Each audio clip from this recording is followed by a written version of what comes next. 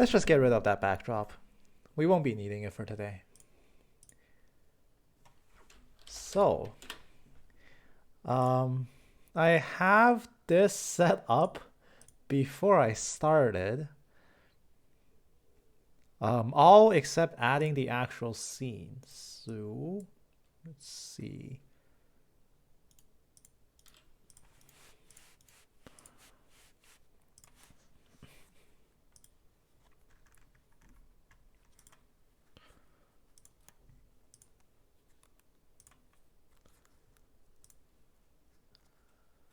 All right, let's see if this works. I'm going to pull up. I need to make this as presentable as possible, but I only have so much of the screen to work with. So please do bear with me. But as I'm getting set up, welcome in everybody, to everybody that's watching right now, and to people who will come in and join in the future. Welcome to all of you. So this is how it's gonna work. We're going to run through a bunch of different things today. Most of it is just discussion. There's not going to be any actual gameplay today. The game's already been beaten. But I've been discussing this with myself. I don't think I'm quite done with the games yet. There's still some things I want to try, but that's for a later day. We won't be doing anything too special with that.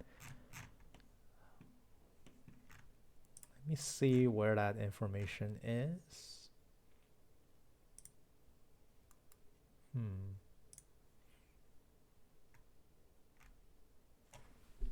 Oh, found it.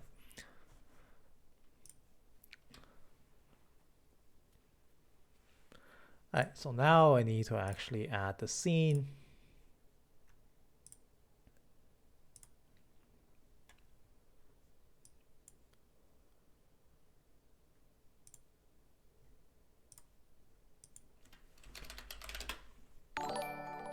No, Mizuki-chan, thank you for the subscription, the Prime subscription. I like how you can do that now. It makes me feel warm and fuzzy inside. How are you, Eric? It's been so long since I talked to you. Poogers? Oh, you gave me the Prime sub just so you can use Poogers. I see how it is. Just here for your emote and a founder badge. Don't forget, you get a founder badge. I believe it's like the first 10 or 15 people to ever subscribe to a live stream gets that special founder badge. So you are a founder now.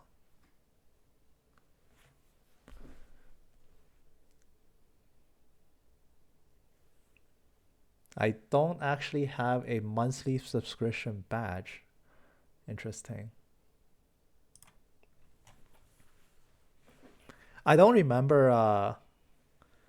Hi, MacChat. Welcome to the stream. This is what I usually do. It's not Age of Empires. I don't remember whether or not it's no more H2. No, well, I wouldn't say no more. Age of Empires 2 is something I always play on the side. I only stream 2 days a week, and whenever I don't have something planned, Age of Empires 2 is among those in my backlog that I just pull up and play for a stream when I have nothing planned. So I wouldn't say no more H2. It will always be somewhere.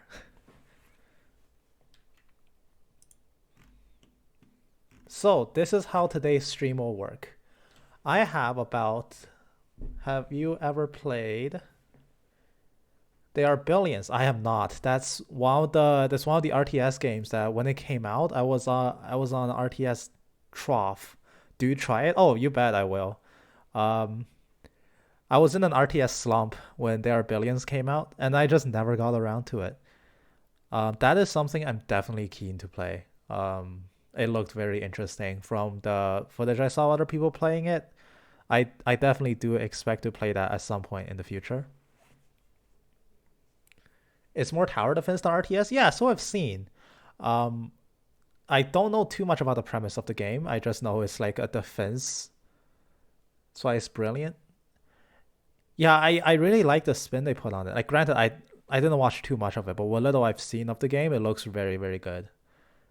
Like They Are Billions, it's one of those names that's always in my head. Of course, I'm never missing that. I will play it one day. That I can give you my word on that. Sooner rather than later, even. Okay, so here is a list of all the master quartz in Trails from Zero and Trails to Azure. Well, no, none from Zero. Azure is the first game that introduced the master quartz system. Have a great night. Oh, have a great night to you too, Mike Jets. Thank you so much for your follow. Means the world to me. Cheers to you as well. I have about the next 3 hours to rant about a lot of different things about Trails. Azure is the first game that introduced the master quartz system, which I think overall is a very good thing that they introduced. It definitely added a lot more power to the player's favor, and coincidentally, this is also the last game where Trails stopped being a hard game. Surely it has nothing to do with these master quartz, which are just game-breakingly powerful. It's one of the many gripes I've had across the ages where as the games went on, power balance started favoring the player a lot more than the enemies. When you're in the first few Trails games, it's essentially you and the enemies have the same amount of toys. But as the games go on, the player keeps getting more and more, and the enemies get less and less. So the end result is by the time you reach the later Trails games, they just become the easiest games in the world.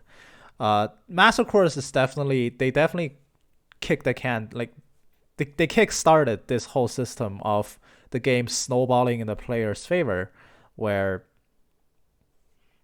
you just have this one massive powerful quartz sitting in the middle of your slot, and it provides you with so much bonuses. Azure is the first game with Master Quartz. It's also the last game with Sepith Mass. And the way they balanced the game is your Master Quartz, which always sits at the center of your slot, just gives you a ton of different elemental values. So that's something that you also have to consider when you're putting together your Master Quartz. So I have here this tier list. Let me see if I can zoom in a bit. That's probably too much. We'll keep it here. So here are the rules. These are the rules for every single tier list. They're written below. You can see it.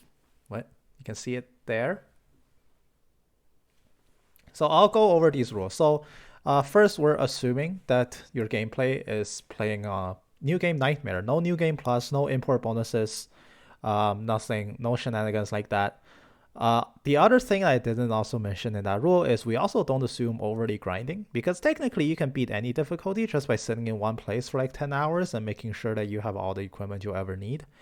That's not my playstyle. I don't like doing that for the most part. I just think it's boring, and it kind of defeats the purpose of a challenge. So that's the first tier list rules. It assumes you're playing a New Game Nightmare. For the most part, it doesn't change anything. A character or a Master Quartz that's really good on normal difficulty is also really good in Nightmare. And if it's a really bad in normal difficulty, you bet I'm never using it on Nightmare. That being said, there are some exceptions here. Some quartz are just way better on Nightmare because they have more situational uses, and there's just niche cases where they're better. Oh, James, thank you for your Prime subscription as well. Enjoy your founder badge. That's my 3rd ever subscription. So here are the rules. New Game Nightmare. The second thing is availability matters, but never negatively. So what I mean by that is you do factor in how often a Master Quartz or a character is available to you. If you have the strongest Master Quartz in the game, but you only get it for about 20 seconds, it probably doesn't have as much value as just a decent Master Quartz that you have all game long. The reason for this is just Trails games are never just one final boss and that's it. Oftentimes the hardest fight in the game isn't even the final boss. And if a course is good enough and it's actually available and it's something that you can actually utilize in a particularly challenging section of the game, that matters more. On the other hand, I won't ever penalize something for saying, well, you're only playable for like 20 seconds, therefore you suck. That's also not really a good argument. If there's a magical item that just instantly wins you a fight, of course it's going to be the best item ever. Who cares if you only get to use it once? But when we're power scaling things up, it's basically curving upwards. availability is a positive thing that you have to consider when you're taking a course. So the first example is actually coming up. The first thing on this tier is shield. Definitely get some boosts because you just have it all game long. That counts for something because sometimes it's what you have that matters, not anything else. The third tier list rule here is just the placement inside of a tier really doesn't matter. When I did the last tier list, when I finished the Sky trilogy, I made it so that it does matter, but that's only because I had 16 characters to work with. Now I have over 60. So now characters in the tier list probably doesn't matter as much. If they're all in S rank, if they're all in S tier rather, they will probably be pretty similar to each other in terms of overall viability. The fourth tier list rule is the viabilities are averaged out over all of their appearances. Doesn't really matter for Master Course, but for some characters like Tita, who shows up in like a billion games, her average usefulness is going to be averaged out. If she's D tier in one game and suddenly S tier in the next, it probably averages out to about a B. And fifth and final, probably the most important tier list rule is that this is just my opinion. One of the things that could be used to essentially disregard this tier list is saying that I haven't played Reverie yet. And obviously some of my opinions will change after playing Reverie rather. And to that I will say, don't worry about it. My tier list will change on the very next day because opinions tend to shift a lot and new perspectives come in. This tier list is by no means final. 24 hours from now, I might even look at it and completely change it. It is just how I feel about everything in the present moment. I don't claim to have massively spammed everything here, but I can claim to have at least used everything in these tier lists. So I at least know a little bit about what everything is, like roughly how good everything is. So those are the rules of this tier list. We have a lot to go through, and I'm going to go for about the next 3 hours and just rant about this nonstop. I have a single bottle of water here beside me, just to keep me hydrated. So, let's get started. We'll start here with the Trails of Azure Master Course tier list. There's Shield, Wing, Kuznaki. I should have put this in alphabetical order. This is the only tier list that's not in alphabetical order. I will fix that for future tier list. But we'll start with Shield. Shield is actually the first Master Course you get in the whole game. Here are its stats. The thing about Master Course in Azure is that they only have 1 or 2 effects, whereas Master Course later on gives you 3. For 2 effect Master Courses, they're pretty standard. Shield is very underpowered. It is one of the 2 Master Courses you get to start the game with because you start the game with a party of 2 people. This goes on the person that's more useless, because the alternative is actually better than it. Defense and ADF are the 2 worst stats in Azure by far. You could be completely naked in the armor. Well, that's not quite true in the armor slot, but your armor could say negative defense, but it said literally anything else, it will probably be better than anything you can buy in a store. Raising defense and ADF is just not that important when Azure's, at least the most normal meta for Azure at the end, especially on Nightmare, is to prevent your opponent from getting turns or just guarding and evading every hit. If you're taking any damage, you probably just die. There are so many optional fights that will straight up kill you. Arios kills you in 1 hit, Arianal kills you in 1 hit, Sigmund kills you in like 2 hits. Getting extra defense or ADF really doesn't matter. I think Shield is garbage. However, I don't put it in F tier because it's actually kind of useful in the very early game.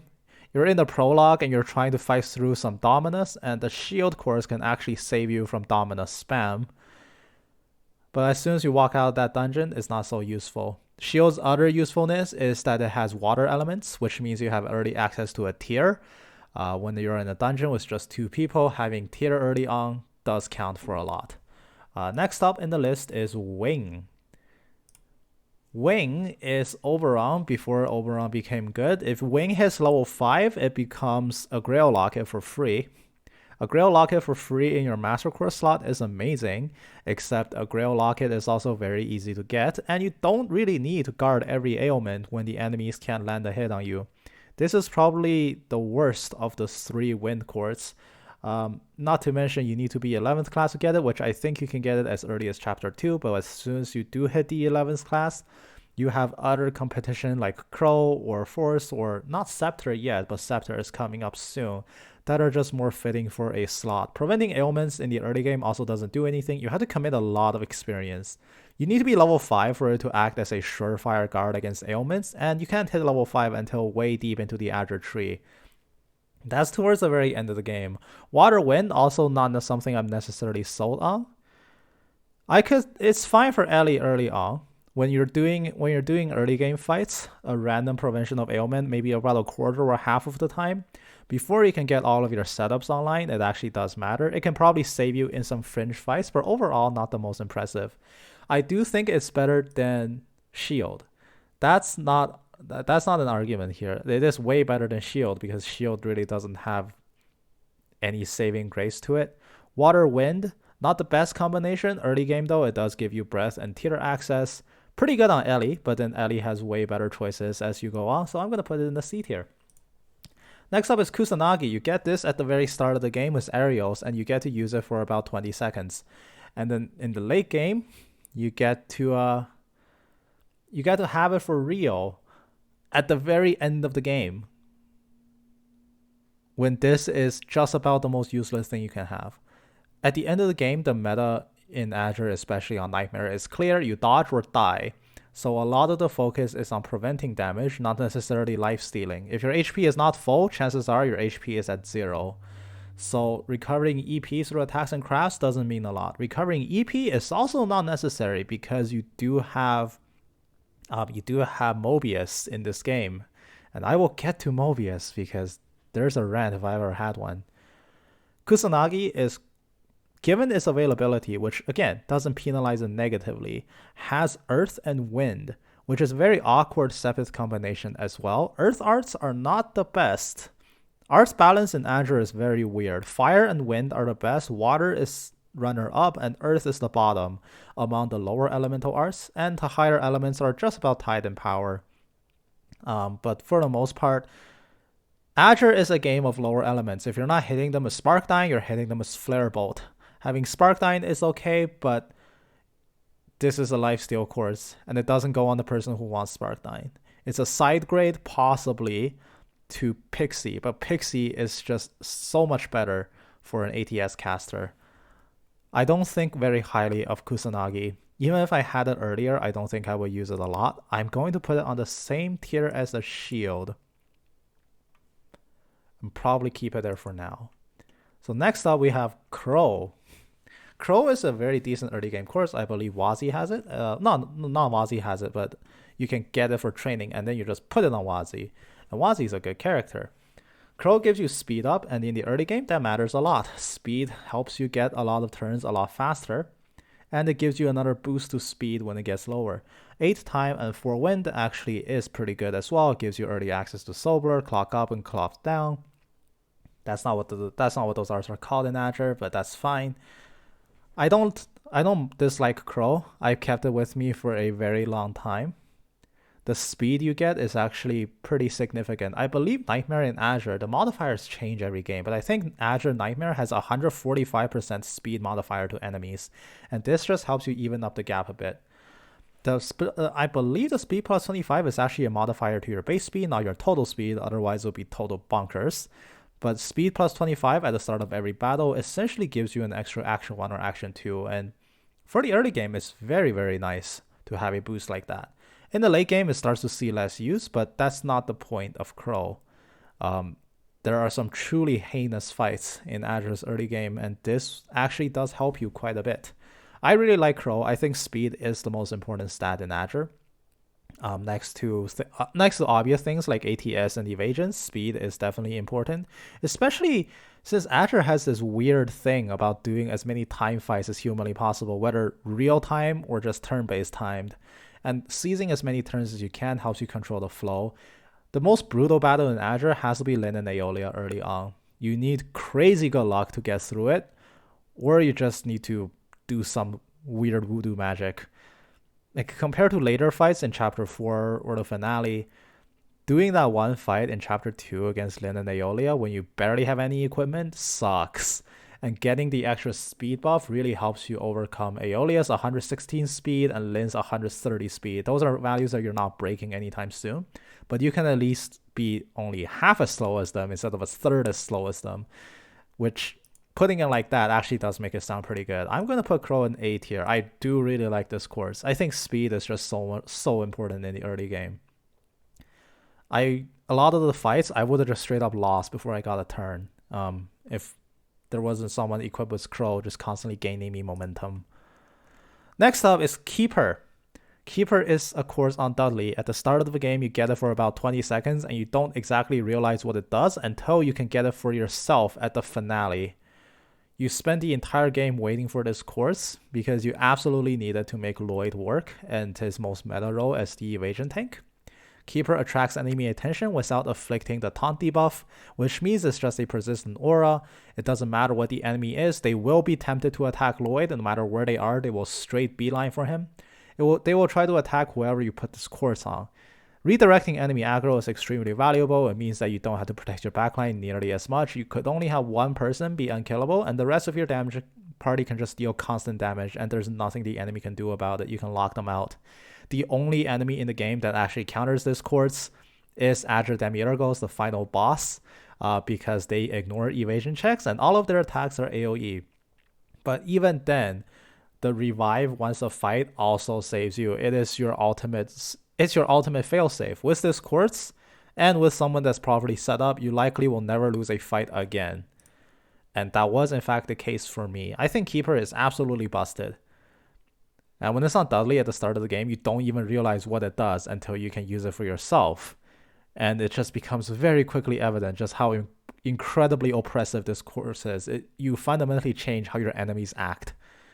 Like you can manipulate your enemies and play mind control on them, which is incredibly valuable. So Keeper, first S tier master course, and I don't suspect it will be moved off. I refuse to believe that this isn't one of the best master cores you can get in the game. Next up is Criminal. Offensive arts deal critical damage. Criminal appears much later in Cold Steel games as well, but the first incarnation of Criminal, also very easily missable. You have to take a detour right before the imposing boss room, and if you miss it, you never get to go back there again because fun. But once you max out a Criminal, it is one of the few ways in Azure where your offensive arts can be guaranteed a critical, or near guaranteed a critical.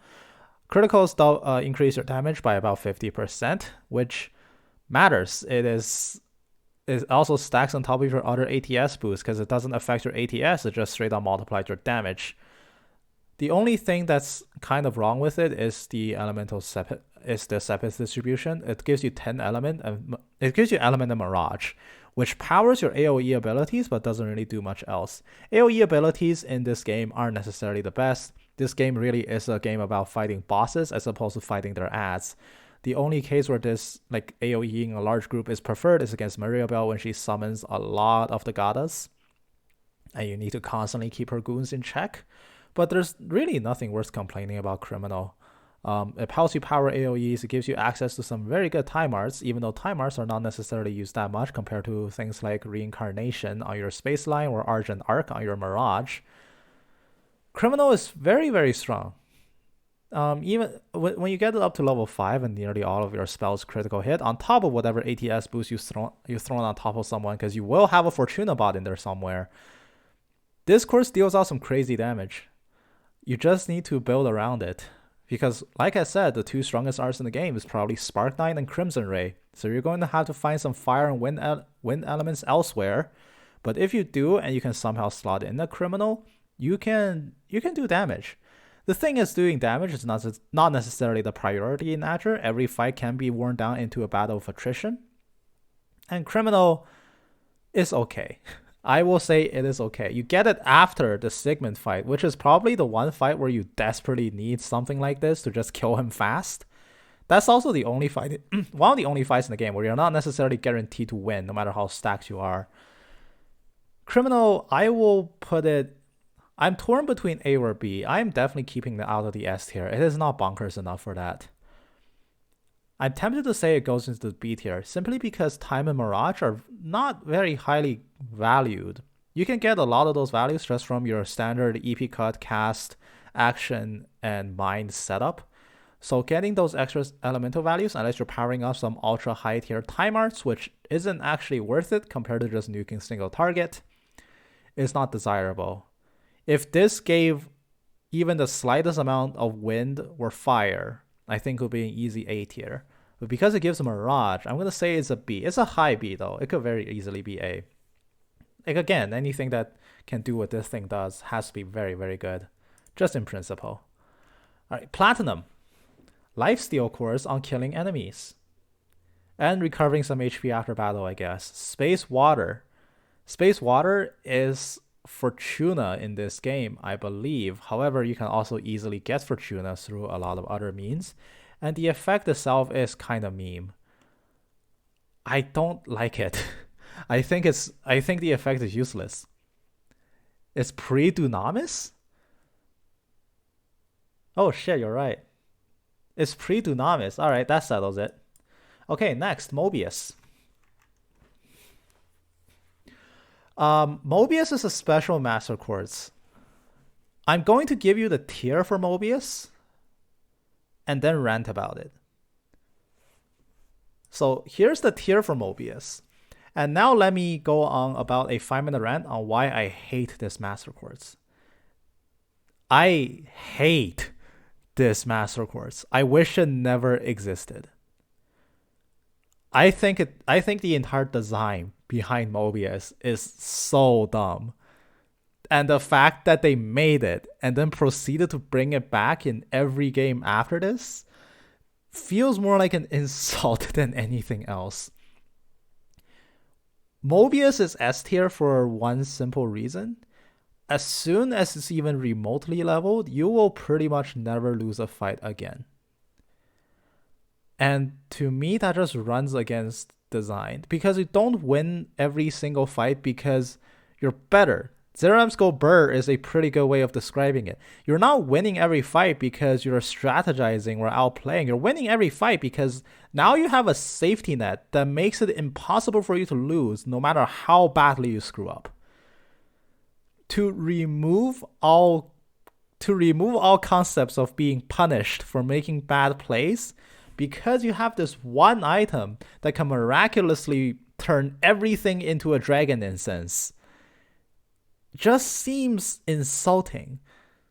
With the Mobius, you play a single style of clumping everybody together, make sure the Mobius carrier is immune to statuses, and give them some speed. They don't even need to do damage. And then you just never lose a fight. Your fight could take 2 hours. You could be doing 1 damage, but you will win. And all it takes is just to have like an inventory of just a dozen or so potions. And you just don't die anymore. I despise the I despise the thing's design. Sup everyone, kind of busy annexing Crossbell? Same man.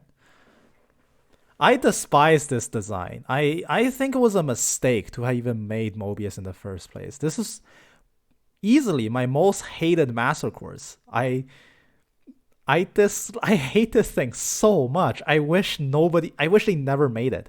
I wish they never brought it back. It promotes a style that just completely goes against the concept of, hey, you could screw up a die, or hey, you need to plan your act. Like, no, screw all of that. You got Mirror, dump into a few EP charges, dump into a few revival bombs, and there you go. Now you're holding like 90 dragon instances in your inventory and you can't lose fights.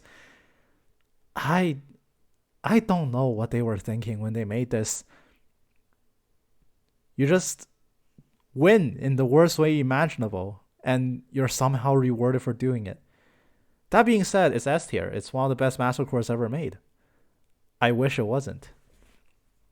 Alright, rant over. Next, we got Emblem. Emblem is your portable in, and it guarantees you max advantage. You don't need this. You absolutely don't need this. It's a crutch. It's a portable in. It saves you resources, but you know what else is a portable in? Just not getting hit. And also, I don't like the idea. And this is where my personal opinions kick in a lot. I don't like the idea of constantly going to your menu, swapping Emblem in and out of your normal master cores, and just keeping it sitting in there for a while. I just don't like that kind of playstyle, which is why it's in F tier. And guaranteeing max advantage is also not that useful anyway. You don't, honestly, you don't need this effect. And if you want a good space quartz, you only need one space carrier per team. You need a Fortuna and a reflex spot. You just put Mobius on somebody and you win. So by comparison, Platinum and Emblem have too much opportunity cost when you have a party of 4. You don't want to heavy invest into space. You just put Mobius on someone. Mirage is great. I have no quarrels with Mirage. It gives you EP recovery after battle, and killing enemies restore your EP. It doesn't give you EP regen in the battle, because this is still the phase where they came out from the third and realized that Ingenuity 2 is a little bit too overpowered for giving you infinite fighting resources. Oh, Elric, thank you for the follow. So this is the game where they go, okay, we're never making Ingenuity 2 again, but here's your EP battery anyway. The thing that's really good about this is the 4 extra fire slots. Fire arts are pretty good. You want fire arts. Mirage is also really good. It gives you pretty high ATS as a stat as well. This is your early game caster quartz, without question. Mirage, I have no complaints about. I think it's a solid A tier. Next up, we got Phantom. Phantom is Risha's quartz, and you just kind of keep it on Risha until you want to turn her into literally anything else. But aside from that, not the best. The stat buffs, right? The stat buffs at the start of a battle is helpful, but when you're taking, by the time you get this quartz, your focus is on a lot of boss battles from there on. Not necessarily something you want. And despite the saying it's Risha Mao's initial equipment, you don't actually get to take this off her until the finale, and by then there's just not that many difficult fights left. So the opportunity cost of Phantom has vanished. Not necessarily penalizing it for its lack of opportunity cost, but this is like a slightly better Force or Crow or Shield or anything. So it's nothing to sneeze at, but it's not game breaking. It's not going to win you any fights. And chances are, because you only have 4 party members, this doesn't make it into your main party. It is a side grade. I think it's a decent side grade. So it goes along with Criminal. It can definitely slot in to whatever you want it to be. Next up on the list, we have Aegis. Aegis is your safety net. That's not as dumb as Mobius. If you mess up and you get hit, this thing can save you. You put it on your tank and you hope they don't get hit. Before you get Keeper in this game, Aegis is probably your best bet for in case you screw up. It is max guard, not physical guard, so your evasion tank can have 2 hits of clearance against any art that they want, which matters. And when you're putting this on a tank, you don't actually need to worry about their offensive stats anyway. It's not like Lloyd has any offensive stats in Azure anyway. So in my opinion, Aegis is his best choice before he can get his hands on Keeper. I have no complaints about it. I think it's a solid master course. The safety net you get on it, it's insane. You don't even need to keep on your front line. It helps with your back as well. The person you're putting this on isn't going to be the person doing damage. Earth and Space have no offensive capabilities in terms of arts.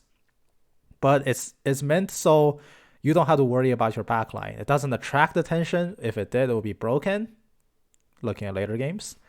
But in the non-broken version, I still think Aegis is a solid A tier. Next up, we got Cats.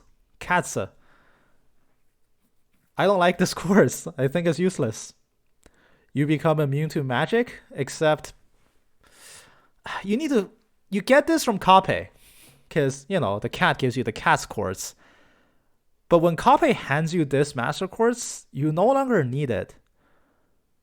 You feed Kape for the last time when you take Crossbow back. That means you've done Campanella, you've done Aryan Road, you've done the Aeon fight, and then you head into the final domain where the bosses are Wald, Shirley, Sigmund, and Arios. None of which have an attack that Kaze can absorb. And if you're on Maribel is like one of the easiest bosses in the game. By the time you get this master course, you won't need it anymore. So what happens when you do have it? Do you actually equip it on anybody for any of his stats? Mirage and Space, once again, pretty useless. You can put this for Argent Arc, or you can just give this to Wazi. You can give this to Wazi as a side grade, because Wazi is actually a very potent caster, and he can actually use Argent Arc. The 220 ATS can help him power Akashic Arm as well, which is the best S-Craft in the game. You put this on for the stats. You don't put this on for the protection. And the stats are actually pretty solid. I still think Cats is a side grade to whatever you want to put on Wazi. I believe Mirage is stronger. No, Mirage is not stronger. Never mind. Cats is stronger. Cats is actually stronger than Mirage. All right, I take everything back. It's A tier. Next up, Juggler. Juggler randomly inflicts status ailments and status abnormality. You find this in the C sector, which is the last of the 4 sectors you visit, despite it being the C sector. There are no good status spreaders in Azure. The one person that's good at status spreading leaves your party as soon as you get this, because Noel's too busy running away. So I don't like it. Status abnormalities in Azure in particular is very useless. Almost every enemies have a slew of resistances. This isn't the cold steel resistance formula where even bosses can be affected. In Azure, bosses just blanket resist abnormalities, and a lot of normal monsters blanket resist abnormalities. Juggler fills in an empty gap and has essentially near zero combat use. I do believe, plus it's an Earth Master Course, and Earth just sucks because Falcom just hates Earth Arts for some reason. I do think it belongs in F tier, just because the Azure's balance system towards abnormalities is just not fair towards Juggler. You can randomly inflict some ailments to clear trash fights, but there aren't any hard trash fights, and you don't want to rely on RNG to really mute the aggression of random monsters. If you need to roll a mute, you're probably not going to roll a mute. If you need to roll a petrify, you're probably not going to hit a petrify. And against bosses, this thing is just up for like, I don't know, this thing is just like a museum piece. It's just there for show. Cannon multiplies healing, has water and time. Actually, I think, well, almost all of them have water and time. I have no complaints about it. You give it to Tio. Tio's good. B tier. I will say at some point healing stops being important, but doubling everybody's healing saves you a lot of resources, allows you to run tier, which is a really fast cast, really fast art, trivializes tier raw, and tier all. You just don't need those arts anymore. Even the tier by itself, enough to get you to full health, essentially all game long.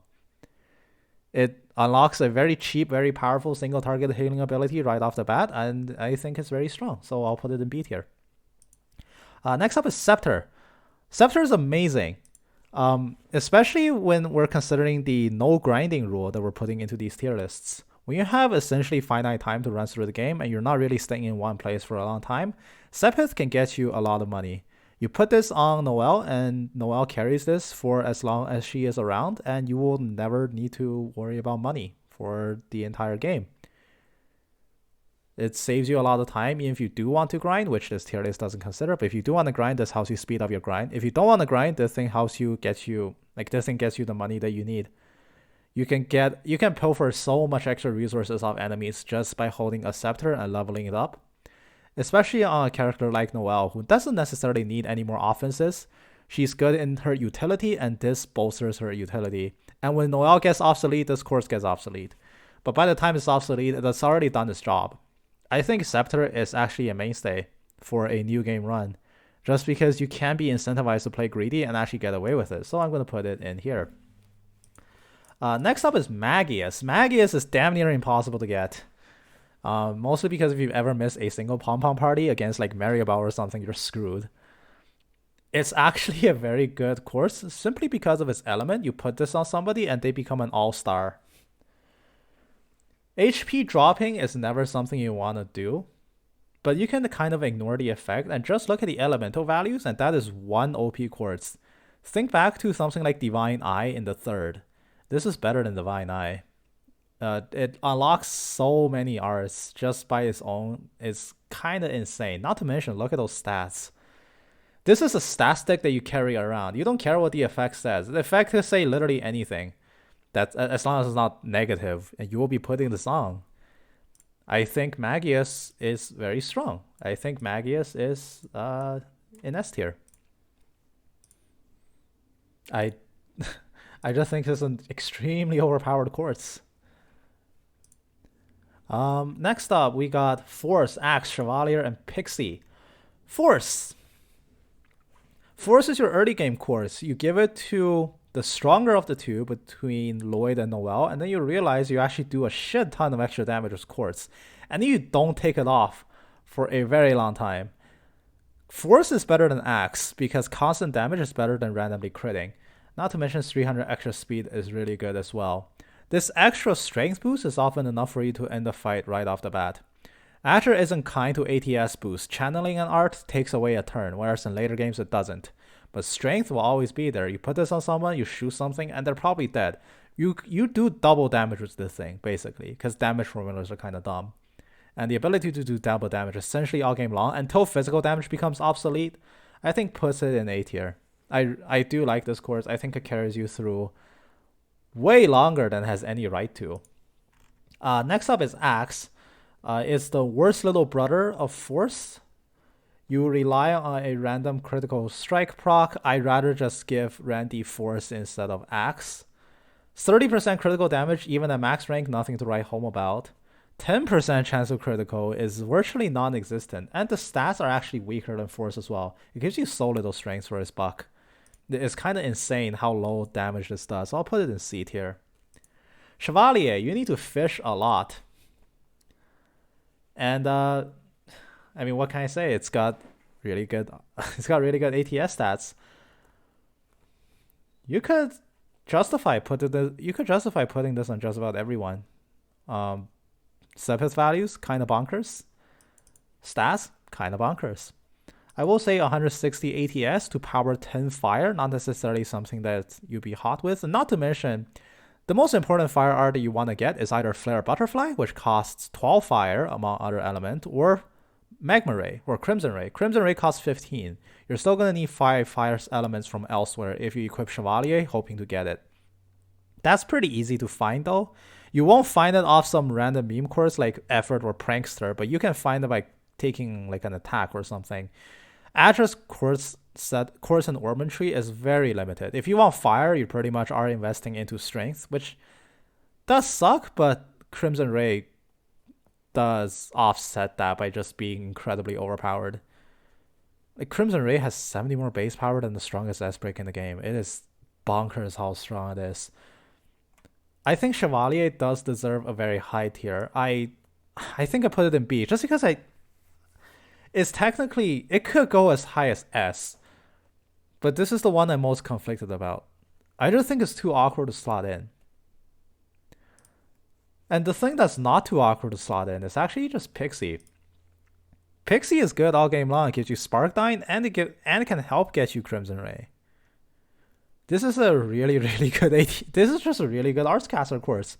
300 ATS is insane considering how early you get it. You put this on Ellie and you never take it off. She will carry this for the whole game. And just for omnipresent it is, I think Pixie is a very quick S tier. And that probably wraps up the Azure Master Course tier list. This is how I roughly rank all the Master Course in this game. There are some I just don't like, but are just really good. Like, I still hate Mobius. I just don't think that Master Course should ever exist. And I think Platinum and Emblem being in F tier is purely because Mobius exists, so you just don't put anything else on them. This is definitely their first run with Master Course, and there's a lot of balancing work that went into it that just didn't get founded. And not to mention, the overall amount of course you can make in Azure is pretty limited. That does get better though, so we're gonna head on into this list where we look at Cold Steel 1 and Cold Steel 2. Let's bring up the next set. We'll look at the Cold Steel 2 list. So some of these cores do different things in Cold Steel 1 than Cold Steel 2. It's one of their effect lines are usually kind of different, but for the purpose of this, we'll just be looking at their Cold Steel 2 stats. 90% of their effects are the same. Some of them are just slightly different. So let's look at this list. We have Aegis to start the list. You begin the battle with a Reflect Barrier, and you can get Reflect Barrier again when your HP falls low, and the delay for casting Earth Stars is reduced at the max level. Milliam starts with this in Cold Steel 1, and I think in Cold Steel 2 she also starts with this. This is one of the reasons why I just don't like Earth Stars. I think Earth Stars gets a little bit too shafted. This is the Earth Bell equivalent of the Earth Tree, and it's geared towards defense, not offense. And Cold Steel 1 or 2 shares the same problem as Azure, where having good defenses doesn't get you very far. Aegis buys you a few turns at the start. The grace period matters. Cold Steel 1, North Highlands. This will save you against that Marble Golem. Cold Steel 2, not so much. Millium is... Well, you take this off Millium for 1. Millium doesn't need this. And then you just don't really put it on anyone else. You maybe put it on Machias as a side grade. But this, where this thing really shines is in Cold Steel 1, and then it just kind of stops doing stuff after that. Having a layer of Reflect isn't that good, considering this is still the game where if an enemy outspeeds you, they can often hit you 2 or 3 times before you can move once.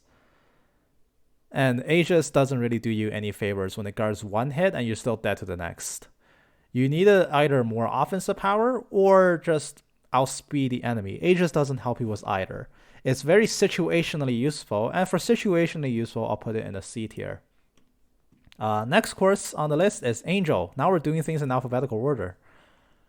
Angel is given to Elisa as her starting equipment, and Space Arts are overpowered. It gives you Seraphic Ring. Seraphic Ring in Cold Steel 1 and Cold Steel 2 are unapologetically broken. It's a full heal, full revive, gives you HP regen while you're up as well.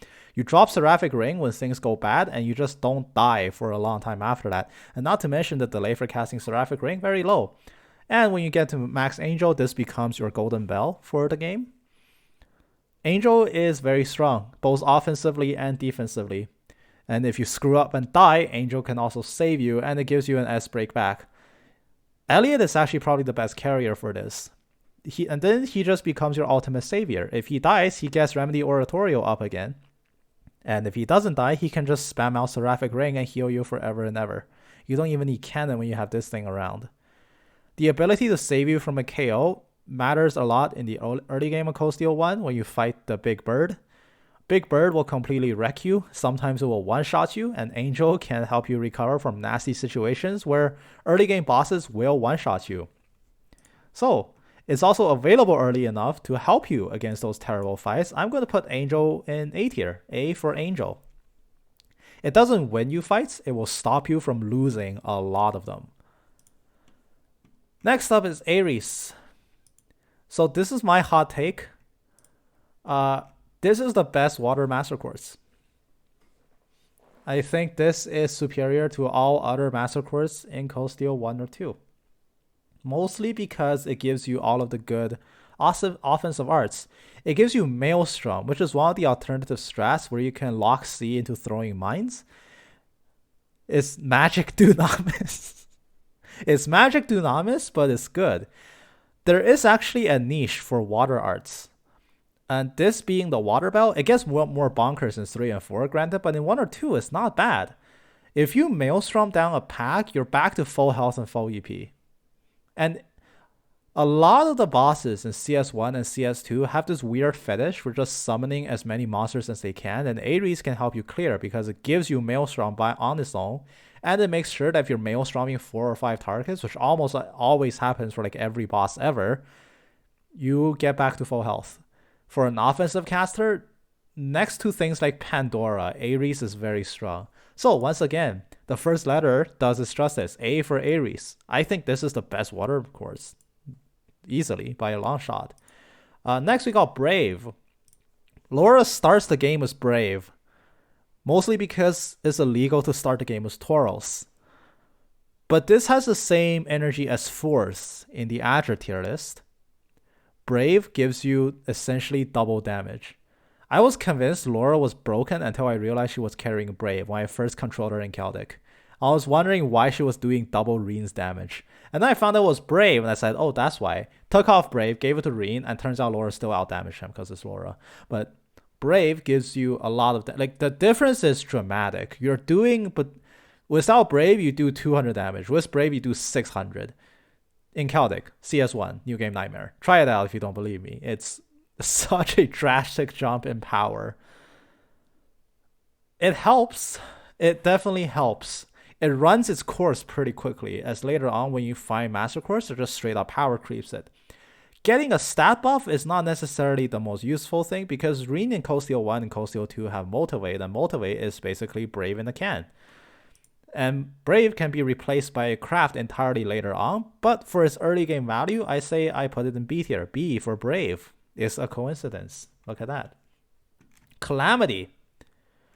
I'll be honest, I forgot this master course existed. I I completely forgot this thing existed.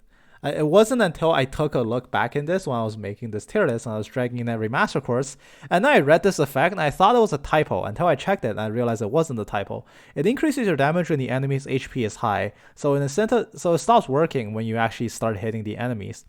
Cold Steel 2, this is only exclusive in Cold Steel 2, by the way. This is not available in Cold Steel 1. Cold Steel 2 is a game where you kill enemies in one hit.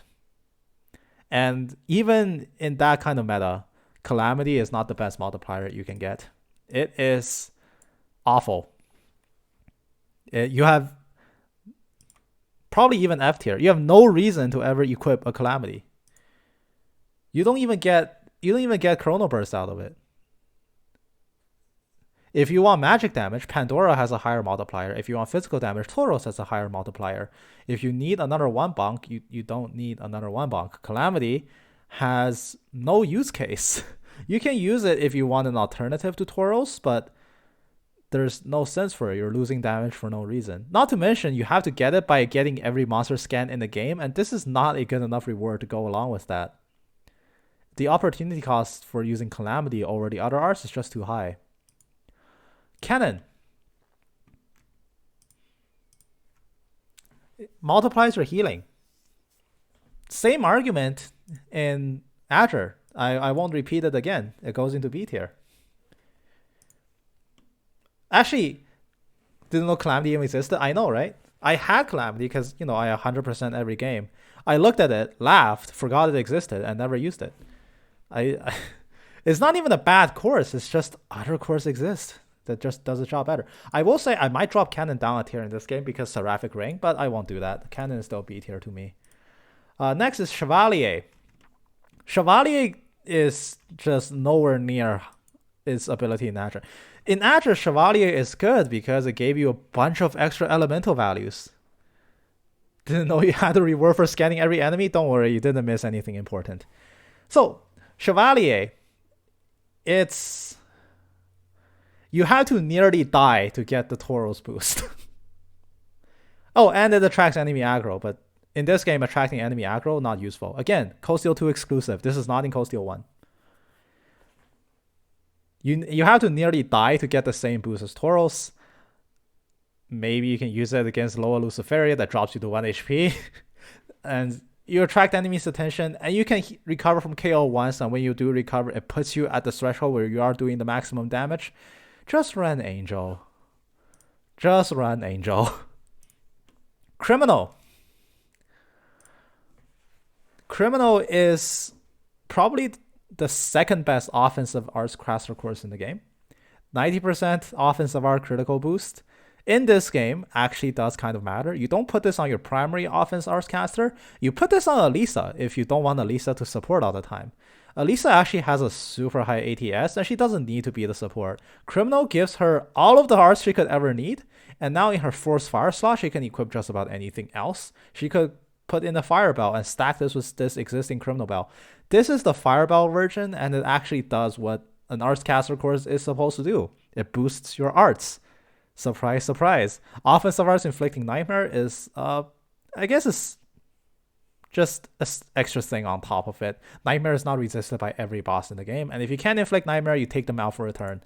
Criminal is very, very strong. Is it S tier? No, not quite, because there's something weird about the this game is balanced weirdly, man. It's just not balanced at all. Cypher. Cypher is Gloom before Gloom became popular. The problem with Cypher in Cold Steel 1 or 2 is that you don't really have a character that can reliably spread it. You can spread it with Gale, or you can spread it with Sharon's Binding Chains. We don't play for balance, you're right. You're right. But that's also why it doesn't go into S tier, because the things in S tier everybody knows. I don't even need to say it. Everyone knows what's in S tier. Anyway, stat down is not ailment. Cypher is bad. C for Cypher. Emblem. Falcom and balance, not found. Emblem, despite what the obtain method says, you can get it earlier by using Angelica. Angelica is locked in with Emblem. And you can get Angelica before you get this. And my controversial opinion is that Angelica is actually a good combat unit. Increasing the drop items by 2. So doubling your drops is occasionally useful, but in Cold Steel 1 or 2, there are no enemies with really impressive loot tables that makes you want to go out of your way to do it. This does have a niche use in its ability to triple advantage monsters that you normally can't even stun. If you can't even stun an enemy, you can with Emblem, and you can initiate a triple advantage encounter with larger enemies. And it gives you more U material. If you want U material, you just have Angelica kill things for you, and whether or not that's a drag or not is up to the player. Utility-wise is very good. The person who equips Emblem in Cold Steel 2 can also never die, which is also funny. I honestly think Emblem is a very strong master course. The only thing holding it back is the opportunity cost. You're not going to be in a situation where you're low on health because no enemy will live long enough to see you. I'll put it in B tier. When it's useful, it really works. Like, it's genuinely very helpful. But outside of when it's helpful, you kind of do have other things that replace it. Falco begins the battle with insight status, and it gives you evasion up, and it gives you critical damage. And the arts list is complete garbage. It gives you 3 arts. Gaius starts with it. Gaius doesn't need it. Falco goes into, I'm going to say D tier. Does that seem harsh? It might seem a little bit harsh. Early insight matters. The only use case for Falco is cheesing trial chests with Gaius. That's it. If you want an evasion tank, Gaius is not it in this game.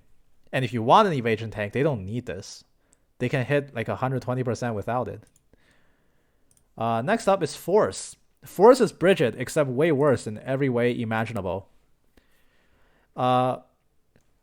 Gladiator Belt is, I believe, +2, and True Gladiator Belt is +6. This is half of that, and it gives you enemies. It gives you CP when you're killing enemies. You put this on people to help them regain CP, and it's worse than Megalith in that regard. I don't think Force has a lot of use cases. This is not Bridget. Bridget is overpowered. This thing is not. And again, different game, different way the game is balanced. So I'm going to put it in C. I just don't think it's good. Genesis.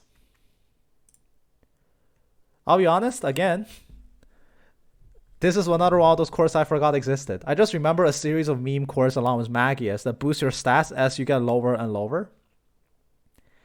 If you want Seraphic Ring, you don't want these effects bundled along with it. The stats are also not that good. Angel is better than this in every conceivable way. And if you want a physical offensive, like Mobius is better than this in every conceivable way. And Mobius isn't even that good in this game. Iron, I don't even need to look at it. But if you want to look at it, Iron is... all of this is completely irrelevant. This boosts the worst stat in the game. The HP regen is also very, very, very, very minimal. It's just not useful. Juggler. Juggler gives you random ailments on hit. Not good enough for my purposes. This is put on whoever you want to status spread, which, granted, in Cold Steel 1 or 2 has slightly more use case. But this is not a game for Juggler. I'm going to put it in, I think, C. It is very, very middle of the road. Whoops. Cats. Cats has to return in every game, and every game people has to constantly forget what it does. It always absorbs magic attacks, and it always restores EP. There are times where you have cats, you actually want to equip it on someone just to give them some EP over time. I have actually no complaints about cats in this game. This is your time bell, give or take. And in this game, Thais is really bad. Butterfly is okay. Shadowblade is a side grade to the actually good arts, like Altair Cannon. There aren't really any stellar arts casters. Mirage Tree is the best in Cold Steel 1 and 2. So Cats doesn't see that much use. However, Cats has very useful effects, so Cats gets a B tier. I do think of the higher element bells, the 3 higher element bells, Angel, Cats, and Pandora. Wait, it's not Pandora, is it? It's, what was it? Mirage, I think. They're all better than their lower element counterparts here. Maybe except Ares. Magius. Again, just equip Pandora. Just equip Pandora.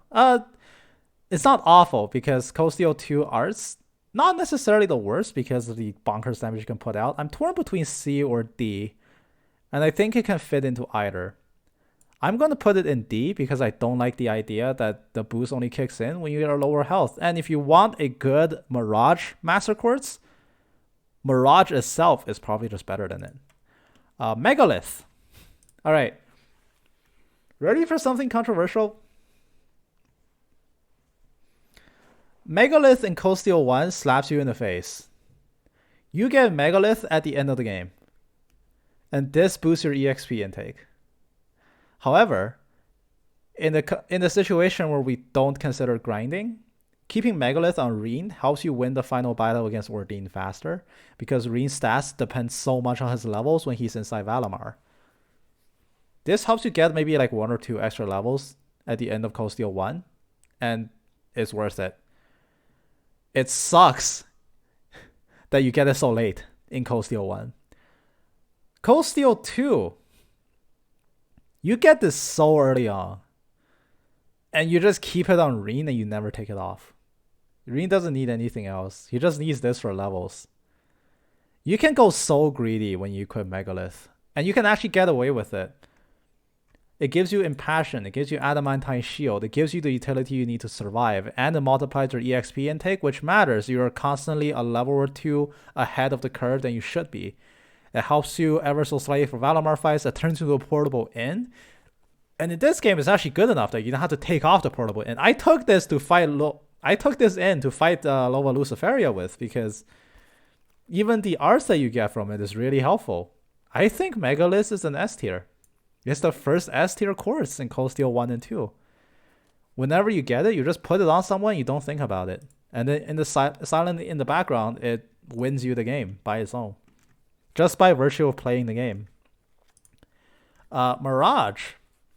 So Mirage is when the game decided that they haven't learned their lesson about putting in Ingenuity 2 and then remade Ingenuity 2. It is not the best Mirage Quartz, however, it is very, very strong. It will go on Emma until Emma finds something better, and that won't be actually for a while. Mirage easily goes into B tier for just how accessible it is and the useful utility that you get out of it. Next up is Mistral. Mistral is your wind bell, and you start the battle with raised ATS. It is a side grade to a lot of arts. However, I will say it is worse than Cats and Mirage. I don't like this as much. I don't even remember who I gave I don't remember who I gave Mistral to. But whoever it was actually an offensive arts caster that I did use, for better or worse. Alright, next up is Mobius, and unfortunately they didn't listen to my advice and brought it back. Mobius still gains the AoE item effect, Mobius still gains the item multiplier, Mobius still gains the item range. Mobius is less useful in Costio 1 or 2, because Seraphic Ring is an art, and Mobius doesn't give you Seraphic Ring. Mobius is suddenly really bad, and I am delighted to put it into the D tier. You don't need items anymore in this game. This is not a game where you need items. The one item you do want to spread around is probably the tomato hot pot. You just cook like 70 of them and you spread it around. Still don't need Mobius for that. This now occupies a slot that it shouldn't be occupying. Triple dot. I think Mobius has run its course. It's just bad now in Costio. Costio 1 is not a game where Mobius will do that much. You have to take a lot of time to level it up. And early on, it doesn't do much. It's not giving you Seraphic Ring as Falcon's attempt at this bizarre thing called balance. Yeah, but they made Seraphic Ring. If you want Mobius, you just cast Seraphic Ring. And Mobius itself doesn't give you Seraphic Ring, so why would you need Mobius? If you want a CP distributor, you have way better means to do that. Do you know how easy you can get CP in Costio 1 or 2? Just existing, the game just hands you CP like candy on a platter. This there's just no use cases with it anymore. The art list it gives you is decently diverse enough. Mobius is AAA tier, not in this game. I can make a very strong case for Mobius not being good at all in this game. Next up is Murakumo. Murakumo is just about when they realize that they made a mistake. Increasing damage dealt by criticals, that's the first of its kind. You put this on your evasion tank, and you give them the Wrath Quartz, which is called Rage in later games. Because you perma crit on counter attacks, and multiplying crit it rewards you for just sitting there doing nothing and winning, which I like because I'm lazy. This is unique too. This is the only crit damage multiplier in the game.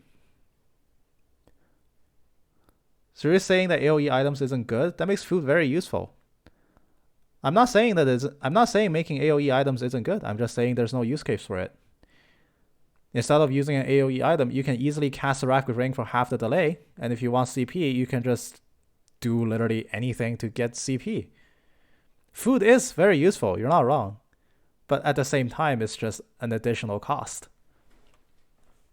Why do I need to prepare a battle with why do I need to go into a battle with 10 revive bombs or 10 tomato hot pots when I could just cast a Rapid Ring, where I could just cast Impassion Ray Run, where I could just bring Angelic Gift down. Angelic Gift even gives you insight. In the game of Azure, yeah, Mobius is S tier, no question about it. Mobius is quite possibly the best Master Course in the game in Azure. But that's because you also have less toys to play around with.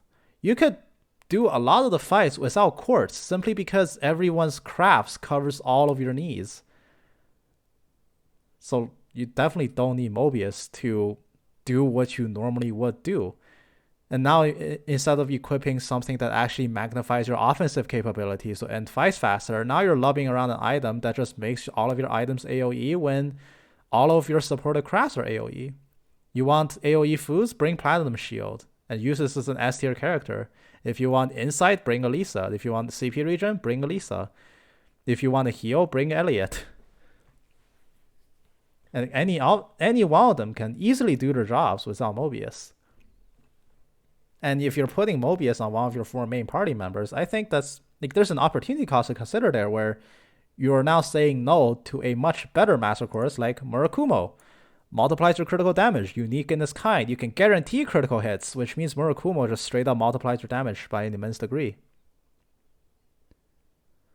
In CS3 Nightmare, I had Mobius on Kerberos Tempest. It actually worked pretty well. Yes, however, consider this is a CS1 or 2 tier list. There is no such thing as a sub-master slot. Your Master Course slot is now Mobius. I'm personally not okay with that in Cold Steel 1 or 2. You are giving up a way better slot for it. Mobius returns to being overpowered because sub-Master Course become a thing after this game. But in this game, Mobius is straight garbage. Just because everyone else's kit is overloaded already. Oh, see, once I had to use this, he was my support. I can see that. But again, nah. The fact that it has use in CS1 is why it's not in F tier. In CS2, I genuinely believe Mobius is among the worst MQs. In CS2. Orochi. No. Okay, well, fine. I'll put Orochi in C tier. I just think it's worse than other multipliers you can get. Actually, no, that's not entirely fair. Orochi actually does have a use in very specific setups. Mostly because it actually gives you very solid stats. 160 strength and 160 ATS is pretty rare. Megalith, that shit is definitely S tier. I like the way you think. Orochi has very good stats, but unfortunately its effect doesn't necessarily carry it. Inflicting poison on level 5 is just a slap in the face. Randomly boosting your physical damage is also not needed. There are maybe 1 or 2 characters that you consider putting this on, and that's because Murakumo, Tauros, everything else is taken. Next up is Pandora.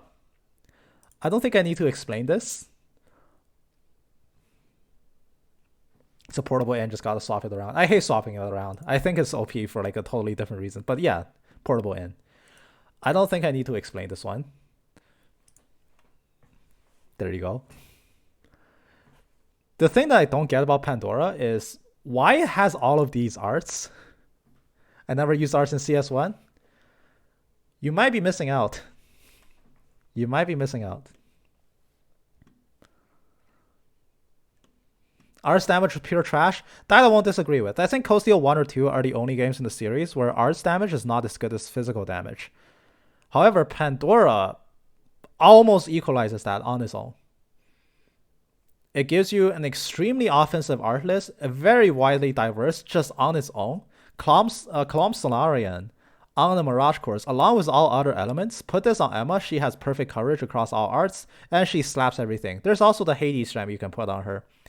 She becomes possibly your second best character of the game. Anybody with Pandora can probably become a very, very solid carry on its own. I think it's also like the only arts master course worth a damn in Cold Steel 1 or 2. It's just broken. It's completely overpowered. Raven. Raven is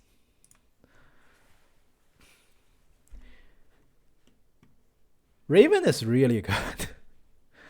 So Raven is another source of delay.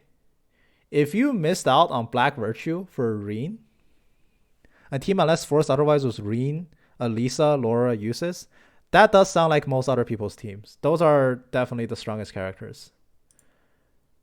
This replaces this is your backup Black Virtue if you didn't get Black Virtue. If you do have Black Virtue, you probably equip it anyway. Delays stack delays stack on top of each other. So the more sources of delay you have and the more delays you can add up, the better your character gets. Raven is one of the few sources of AT delay you can get on the Quartz.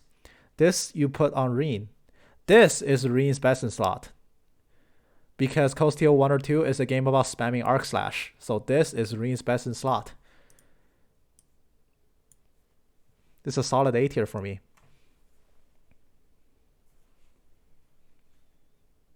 I think like Raven's a solid A tier. It's a very near S as well. It's one of the better ones. I will maintain Raven is best in slot for Reen. Not Force, not Brave, not anything else. It's Raven. What we got next? We got Rebellion next. Rebellion is beta Raven. It gives you delays. But it's a little bit too beta. It only gives you delay and stealth. It only gives you a delay on attack, and it's not even a good attack. And it gives you stealth at the start of the battle, so you guarantee one crit at the start. But there's no sub master core slots, so you can't use Murakumo to double dip in that. Rebellion has very few use cases. It's too niche. You get it too late. I'm even willing to drop it down here. All right, Scepter. I like Scepter because I like money.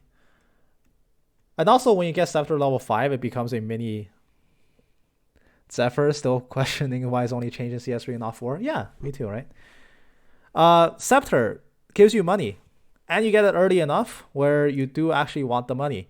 The problem is finding someone to put it on. But if you do find someone to put it on, it's solid. So I'll give it a B tier. Next up is a course that nobody really cares about. I don't think anyone actually uses this. It's a little bit too bad. It's quite possibly one of the least overpowered master cores to have ever been created. Multiplying your delay by 1.5. I think it's just I don't know. Multiplying your delay by 1.5. It's T tier. T for Tauros. I agree with that. Yeah, I think it's just too. No, I think it's too bad. This is possibly one of the worst master cores they've ever made. Yeah, there's nothing else to say. I just think multiplying your delay sucks. I don't want to just not see someone ever again.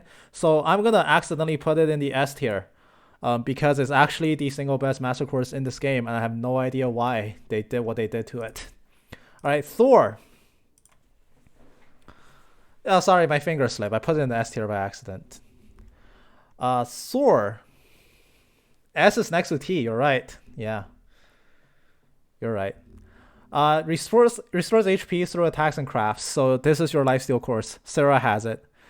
Fun fact: Sarah is actually really fun with Tauros domination. Thor is D tier. It's not that bad. It's quite useless. I agree with you. But it's not that bad. I'll put it in C. The lifesteal is just not valuable. I agree with that, but it's not awful. Like you could accidentally leave it on someone and not necessarily be worse off. That's my entire argument. Next up is Vermilion. Vermilion is worse Tauros, so Vermilion gets a C tier. And finally, you get Wing. Sword in CS3 when Pyro vs. Sub is quite good. Yep, that's true. Wing. Where is Wing? This is your Oberon slash... What was it? Falco? No, not Falco.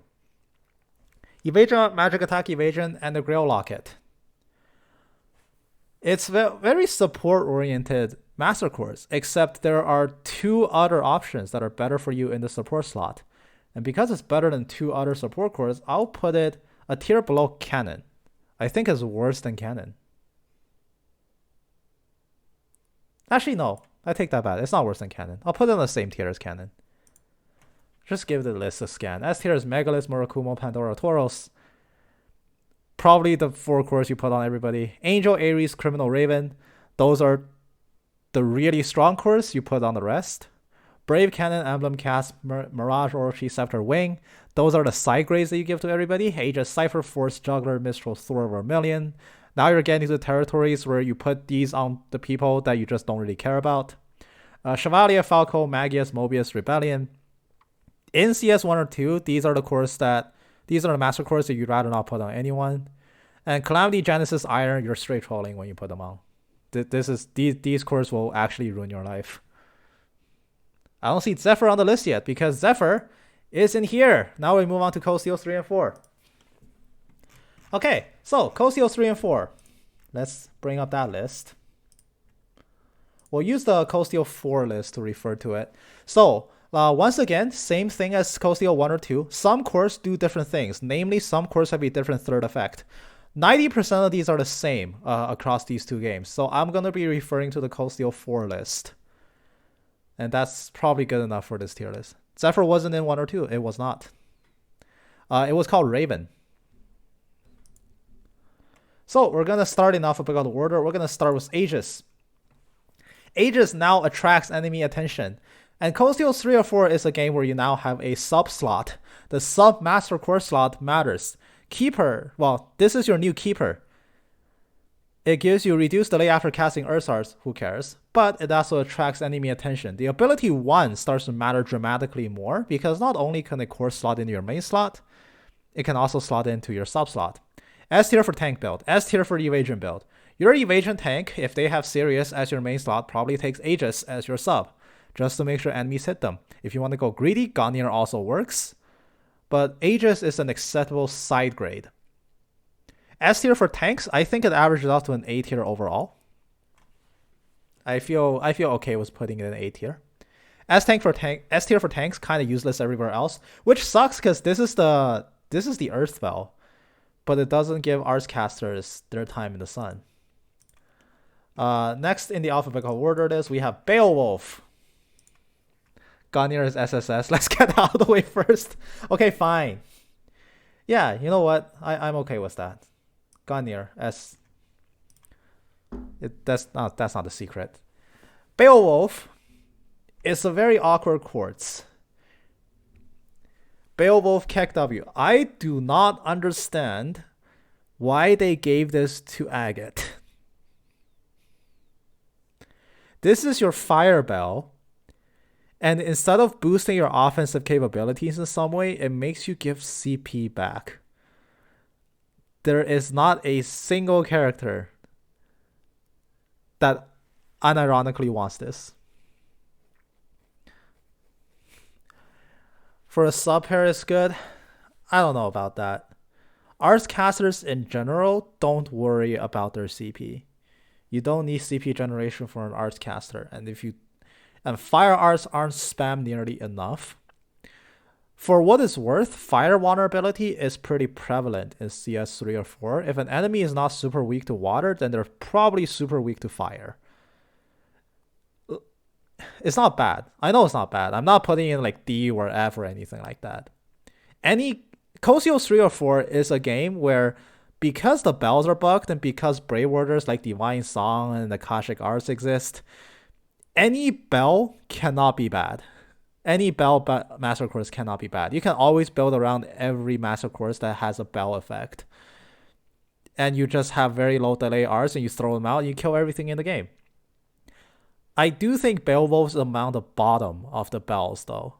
I think Beowulf goes either in really low A, which I don't do, or just a B tier. B for Beowulf. Perils of Sub is quite good. But at the same time, how many Arts casters are you really going to bring? Like, you're going to put this on Musei? That's super awkward. You're going to put this on Altina? That's super awkward.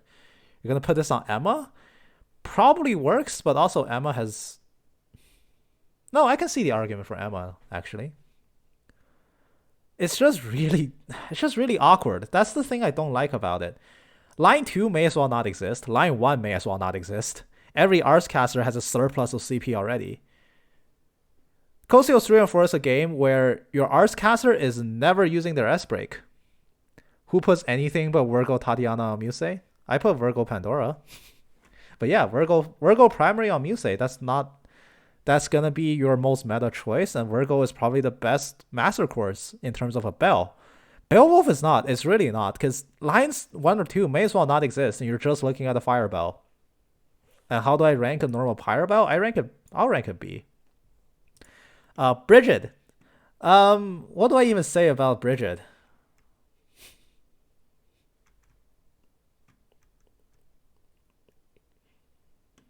What do I even say about Bridget? There's nothing really to say about it. You don't run out of CP. What's this thing on? It's a meme build. I maintain Bridget is a meme build.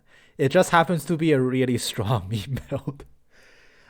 This is your CP battery course. You put this on, you never run out of CP, and it's a fun time. That's all it's here for, right? It's just a fun time.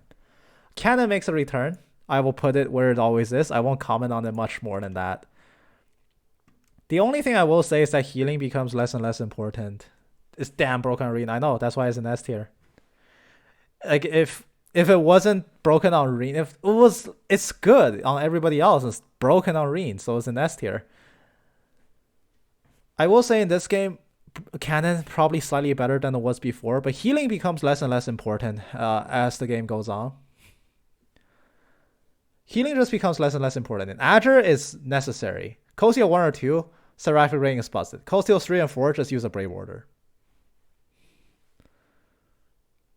How dare you not give me a 200? Don't need to heal if the enemy's dead. That's exactly my sentiments. Canon speed here, like where it always has been. Chevalier. So I think it's really funny that Chevalier brings you at 1 HP when you die. I just think it's funny. Chevalier brings you back with 1 HP, just for one last hurrah. You have 100. So this is the old Tauros multiplier, but you have to be nearly dead. And if you are dead, you get a second chance of life with 1 HP. So Costio 3 and 4 is a game where you can infinite enemies. There are many, many ways to get infinite turns. When you do have infinite turns, Chevalier is technically one of the best multipliers in the game, but it's also too much upfront setup for my liking. But I will say, don't sleep on this course, because my god, if it works, it works. It's good for a tank build, so it's not trash. Yeah, don't sleep on it. When it works, this thing works. Like, you will shred stuff with this. I'm going to say it's B tier. Deva. Deva is Altina's starting Quartz. Deva is the new Cats. 200,000 gals go, haha, yeah. Deva is your new Cats. Deva is your new Bell. Any Bell cannot be bad. No, Deva is not F tier. Deva is your, well, Costio 3, probably F tier. Costio 4, actually, yeah, it gives you Cavalry Edge. It gives you Lost Genesis. That's all you need. And it gives you Time Arts delay. It's your Epoch Bell, essentially. I will say you don't need it because you have Hades, which is time. Yeah, Devil in CS3 is straight garbage. Devon in CS4 is not bad. Devon in CS4 is at least B. I can average it out and say C tier or D tier overall. I will say it's not needed because the time slot has Hades, the time slot has Epoch, and the time slot has Cast 4, which the name escapes me. You have a lot of speed modifiers for Devon, and time art's not necessarily something that you need to reduce. I'm going to put it in C tier. I can't bring it in me to put it at D. Like, it's got the bell effect. It's okay. The next course is Emblem. No, what are you talking about? The next course is Emblem. What do you mean?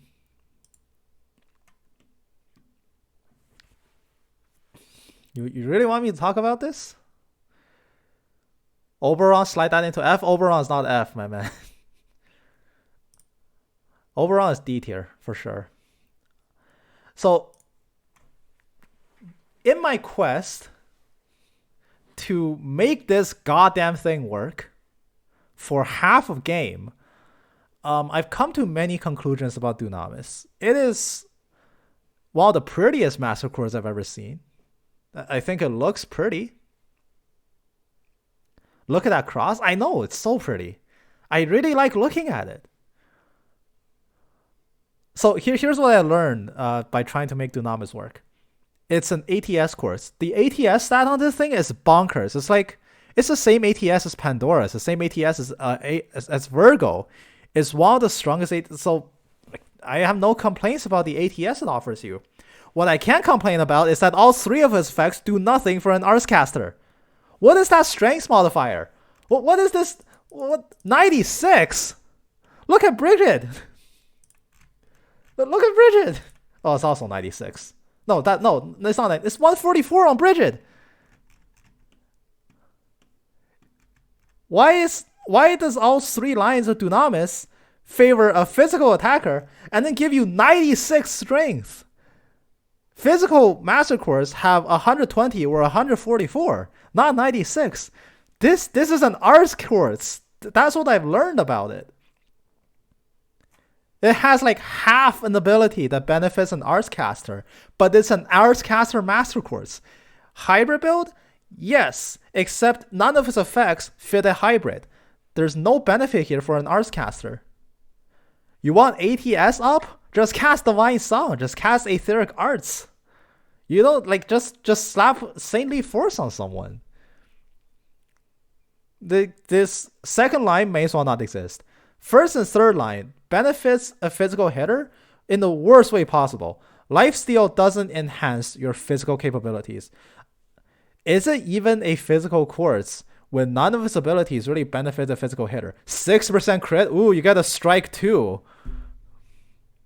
Like, here, have a strike 2 on your physical Quartz. By the way, your main master Quartz lacks like an entire attacks 3's worth of stats. It's the most awkward master course I've ever seen. The abilities and the stats it gives you do two completely contradictory things, and the abilities don't do enough of a favor to sway you the other way. So what you end up with is just an ATS booster that doesn't boost ATS. Dunamis is F tier. I'm gonna make that perfectly clear. Dunamis is F tier. It is really, really bad. I bet Campanella uses it, maybe. You never know, because Campanella's physical attacks are magical, so they never lifesteal off of physical. They never lifesteal off of physical damage hit. Dunamis is easily one of the worst master cores in 3 and 4. I'm not even kidding. The 3 abilities look like they belong on 3 different master cores. It's just such a confused design. I don't even know where to start with it. And the stat distribution really should have been swapped the other way around. Then maybe it would have been tolerable. However, I will say trying to work with this thing has been really, really fun. They renamed Regalia to Erda. Yep, they did. Well, it's actually the other way around. It's called Erda in CS4. So Dunamis is F tier, but I can't bring myself to put it down there. I'll boost it up 1 tier as a favor. D for Dunamis. I have fun with it. for what it's worth. Okay, I will say one thing good about it. If you insta-kill an enemy, it counts as you doing however much the enemy has HP. So you can easily do like a 150,000 damage hit and just lifesteal back to full. And it's funny whenever it happens. I played Post-CS4 for about 186 hours. It's happened exactly twice for me, for what it's worth. Emblem.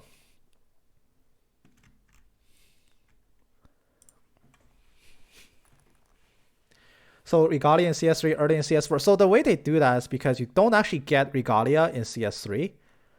That's not a course you can acquire. It's on Prince Olivert. And you can't take it off him. Nobody else has it. You can't normally get that course. You can only get it in CS4. It was called Regalia because it was Olivert exclusive. Emblem. Portable in, but also this thing gets you double loot, and Post-CS4 and 3 is a game where double loot matters. It saves you so much resources and so much human material. You put this on a guy and you just make sure they break someone or kill someone. On Nightmare, breaking someone is out of the question. It's not happening. However, killing someone is easy. Just end the fight with an S-break on them. Emblem gets you double loot. It's an insane amount of money you can get. The portable in is really just a bonus side effect here. I don't even care about the portable in aspect. It's very nice to interface with full resources all the time. What really matters is doubling drop items. Doubling drop items is S tier in Post-CS 3 and 4. Enemies drop some insane stuff, and you can just double it over and over. Next up is Erda, or Regalia, as it is said in the CS3. This line is crazy. The third line is crazy. It demands you put this on your main slot because line 1 is probably its least useful aspect. But lines 2 or 3 is Walden is CS4 only, yes. You get this near the very end of Post-CS4, and turns out it's actually a really solid course to get at the end of Post-CS 3 and 4. You can give this to someone and they just never run out of EP and CP, and they can keep throwing out really high level arts, which matters. I will say 3 and 4 throwing out high level arts is worse than throwing out a ton of low level arts. Casting Aqua Bleed 2 times is way better than casting like, I don't know, Crystal Edge once or something along those lines. Supporting big arts or supporting CP gain isn't necessarily anything to write home about. However, I won't ever say no to functionally infinite resources, so I'll put it in A tier. Gloom. Gloom is very funny until your unit gets charmed, and then you petrify and deathblow your own guys. Did you know Gloom inflicts random status ailment, but has an 100% chance to deathblow, petrify, or charm your own guys? Trust me, I have clips to prove that. There are very good status spreaders in Post-CS 3 and 4. What? That never happens. Yeah, you're right. It's never happened to me before. Caught it once on stream, once in the clip, and like 3 times off camera. I'm just shocked that Gloom can petrify or deathblow your own guys so consistently, but never does it to the enemies. Yuna is a very good status spreader. You put her in gun mode, and then you use Gemini Blast, and then every single enemy gets hit with Gloom. I always use Gloom until I got better. I'll consider that as a personal burn to me. But for me, I think Gloom is fun. Gloom is good. It's not trash. It's not game breaking. It lies in the middle in both games. I will never say no to someone running Gloom. I think randomly spreading statuses helps you clear fight stress a little bit faster. Doesn't have too much use cases outside of that. It's a pretty middle of the road course. I'll give it a C tier. Kaleido. I'll be honest with you. I put Kaleido on Reen the whole game and never took it off. What can I say? This is my personal bias coming in. I like money. I'll do anything I can to get money. I like bonus EXP. I'll do anything I can to get bonus EXP. Many of you would disagree with this choice, but I don't. I never took this off Reen. Admittedly, by accident. I was like, oh, take off Kaleido, and just constantly forgot to do it. And before I knew it, I was killing Argris with this thing on. I thought Osborne was this thing on. Bonus EXP, bonus Sepith. That's all you need. And especially like Cold Steel 3, you can easily generate bonus Epith just by using all the hit instances from Shredded Leaves or Judgment Bullet. I think it's S tier. Getting extra resources, I'll never say no to that. Cats. Cats comes back for yet another beating, and I will spare it because it has looked the same all the time. It actually gains the Lines 3 for dealing critical damage with arts, which I think makes it better than Deva. I'm going to put it in B. Keeper. Keeper is S tier in Cold Steel 3 and about B tier in Cold Steel 4. In Cold Steel 3, Keeper reduces damage by up to 99%, and then they realized that was a goddamn mistake. So in Cold Steel 4, they reduced the upper cap to 90% instead. Cass is going to play with Thor. Yep, you are right. You are absolutely correct. Thor is actually a pretty good sub slot. So Keeper is broken in Cold Steel 3. It makes sure you can't die. You physically cannot die with Scald Keeper. Cold Steel 4, not so much. It loses quite a bit of its power because turns out an extra 9% reduced damage matters. But getting White Decoration when you're decently low on health is nothing to sneeze at. There's a lot of instances in Cold Steel 3 or 4 where you tank multiple hits in a row, and Keeper keeps you alive through all of this. It's one of the few cores that can do that. Line 2 or 3 may as well not exist. It's irrelevant because Keeper is almost always a sub-master course. As a sub-master course, its usefulness evens out quite a little bit. I'm going to say it's B tier. I don't think any course is F tier when you compare them off. Yeah, you're right. Speaking of not a single course is S tier, Mobius, I'm really tempted to put it down there. It is a worst Virgo in every conceivable way. With the exception that it can save you once. Your Artscaster should never die in Cold Steel 3 and 4, not in the game with Brave Warders. And when they are dead, being brought back to 1 HP, your Artscaster will not be staying at 1 HP. Lion 1 will not be active a lot, maybe ever. This doesn't deserve a spot as any sub-slot. This doesn't deserve a spot as any main slot. The only character who wants all of these water arts is Muse, and you never take off Virgo. I just think this is awful. Just completely awful. Every time I've gotten Mobius, I've been disappointed. I was okay with it in Azure because it gave you like a shit ton of elemental values. Cold Steel 1 or 2, I wish the reward was anything but. Like, you get Mobius in Cold Steel 2 by clearing all 5 levels of arts training, and then they give you this, which just feels like a slap in the face. And I think by Cold Steel 3 and 4, I just finally had enough of it. And it's like, no, enough is enough. F tier you go. Mobius pair with Gungnir? Nah, Virgo pair with Gungnir. Anything else pair with Gungnir. Virgo actually gives you crit. Mobius doesn't. Well, never mind. I was wrong. Mobius does. But still, Virgo gives you crit too. Why would you ever run Mobius when you can use Virgo? Virgo actually gives you an extra multiplier on top that doesn't require you to die. I don't know. It's just your Artscaster is not low HP. That's what I'm getting at here. If your Artscaster is low HP, you probably already popped a Brave Ward to heal them all back up. 1 HP Emma is illegal?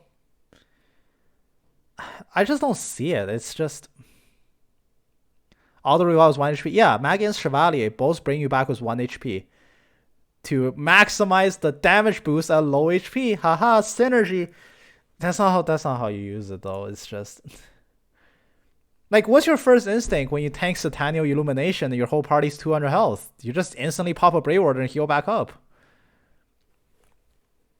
1 HP Emma seems like a Paris of a... Oh, I will get to the Paris of Eregion rant. Do not pop that on Nightmare. You will die. Minotauros. They finally nerfed Tauros. They realized that Tauros was a mistake. With a 100% multiplier, a delay of 1.5 is just no longer justified. It will still be justifiable because Cold Steel 3 and 4 is a game where you actually want to go slower. You want to drag out Brave Orders as much as you can. This is actually a surprisingly good sub-slot for some evade tanks. If your evade tanks doesn't want to run Gungnir in Cold Steel 3, especially in Cold Steel 3 when you can only put 1 sub per master course, this is an acceptable alternative. slowing down your evasion tank is actually something that's worth it as well, because you can prolong their insight buff and you can prolong the whatever buffs you toss on them without needing to recast it as much. There's a genuine argument that Tauros is a Gungnir replacement. Is it better than Gungnir? Of course not. I'm not going to go that far. But there are definitely still use cases about doubling your damage at the cost of getting 1.5 times delay. This is no longer used to one bonk. It cannot one bonk people anymore. You can if you really believe and really try. I never want any character under 100 speed. Yeah. And this delay multiplier stacks on top of whatever speed you have. So it's not like you're cutting your speed by 50%, which is actually way worse than whatever this thing does. But there are use cases for purposefully slowing down in Cold Steel 3 and 4. Low speed is no longer a killer as it was in previous games. So the offensive capabilities have been reduced, but at the same time, the delay multiplier doesn't penalize you nearly as hard. So I'm going to put Minotauros in A tier. Mobius. Mobius is essentially now back on top thanks to the ability that you can now run a sub-slot. This demands essentially a last boss in CS3. I have fun breaking him. Last boss in CS3, he didn't even get broken before they just died. The last boss in CS3 was a joke. Mobius is back on top now that you can run a sub-slot. Sub-Quartz is pretty neuter though. Mobius was Tempest. Yep. It's a very, very good support Quartz still. Once again, not needed because Brave Warders now exist to do what Mobius does way better. However, it no longer demands your entire Master Quartz slot to work in essentially the way that it used to. Last boss is the dragon in chapter 4, same boss music. I don't know. I was thinking about Argus. I'm gonna put Mobius in B. I just think still there's better alternatives, but I just don't believe it belongs in S. At the same time, it's not bad. It's no longer as bad as it was in Cold Steel 1 and 2. I'll put it in B tier. So Oberon. Oberon is a free Grail Locket. And it's a wind bell. Bells can't be bad. Oberon is kind of bad. For fun build, Mobius is great. I won't argue with that. For fun builds, Mobius is... Actually, speedrun. For speedruns, Mobius is fucking busted. But this isn't necessarily a speedrun tier list. I'll put it in A, just to even it out. Oberon is not in F tier. I will put it in D.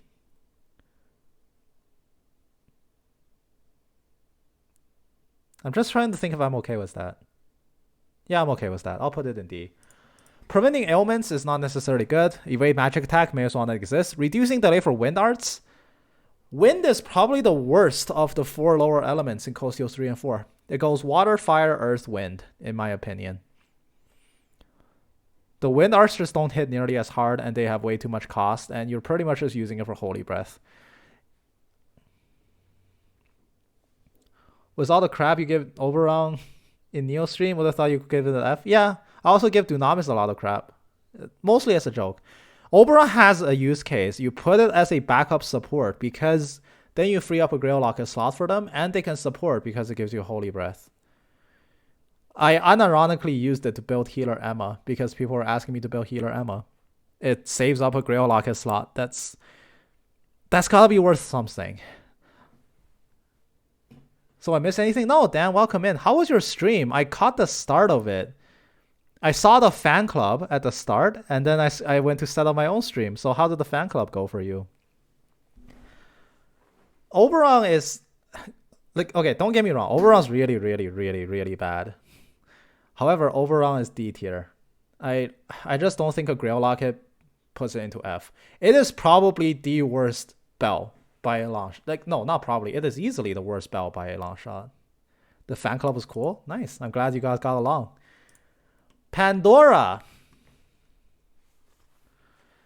Pandora is a case of like how the mighty has fallen. Oberon's the free ribbon if you don't have the accessory. Yeah. And just for that, I don't think it belongs in F. It's really garbage, but Grail Locket. Anyway. Pandora is a case of, in my opinion at least, how the mighty has fallen. This EP multiplier actually starts killing you. I will stream until I beat that game and everyone can laugh I become a pussy. Well, Pandora doubles your damage at the cost of 1.5 times EP.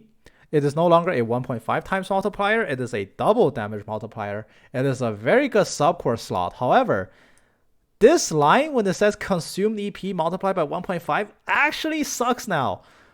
Coastio 3 is a game where you spam smaller powered arts, which Pandora doesn't really care. So if you put this on like Muse as a subslot, she does double damage. Whoopee.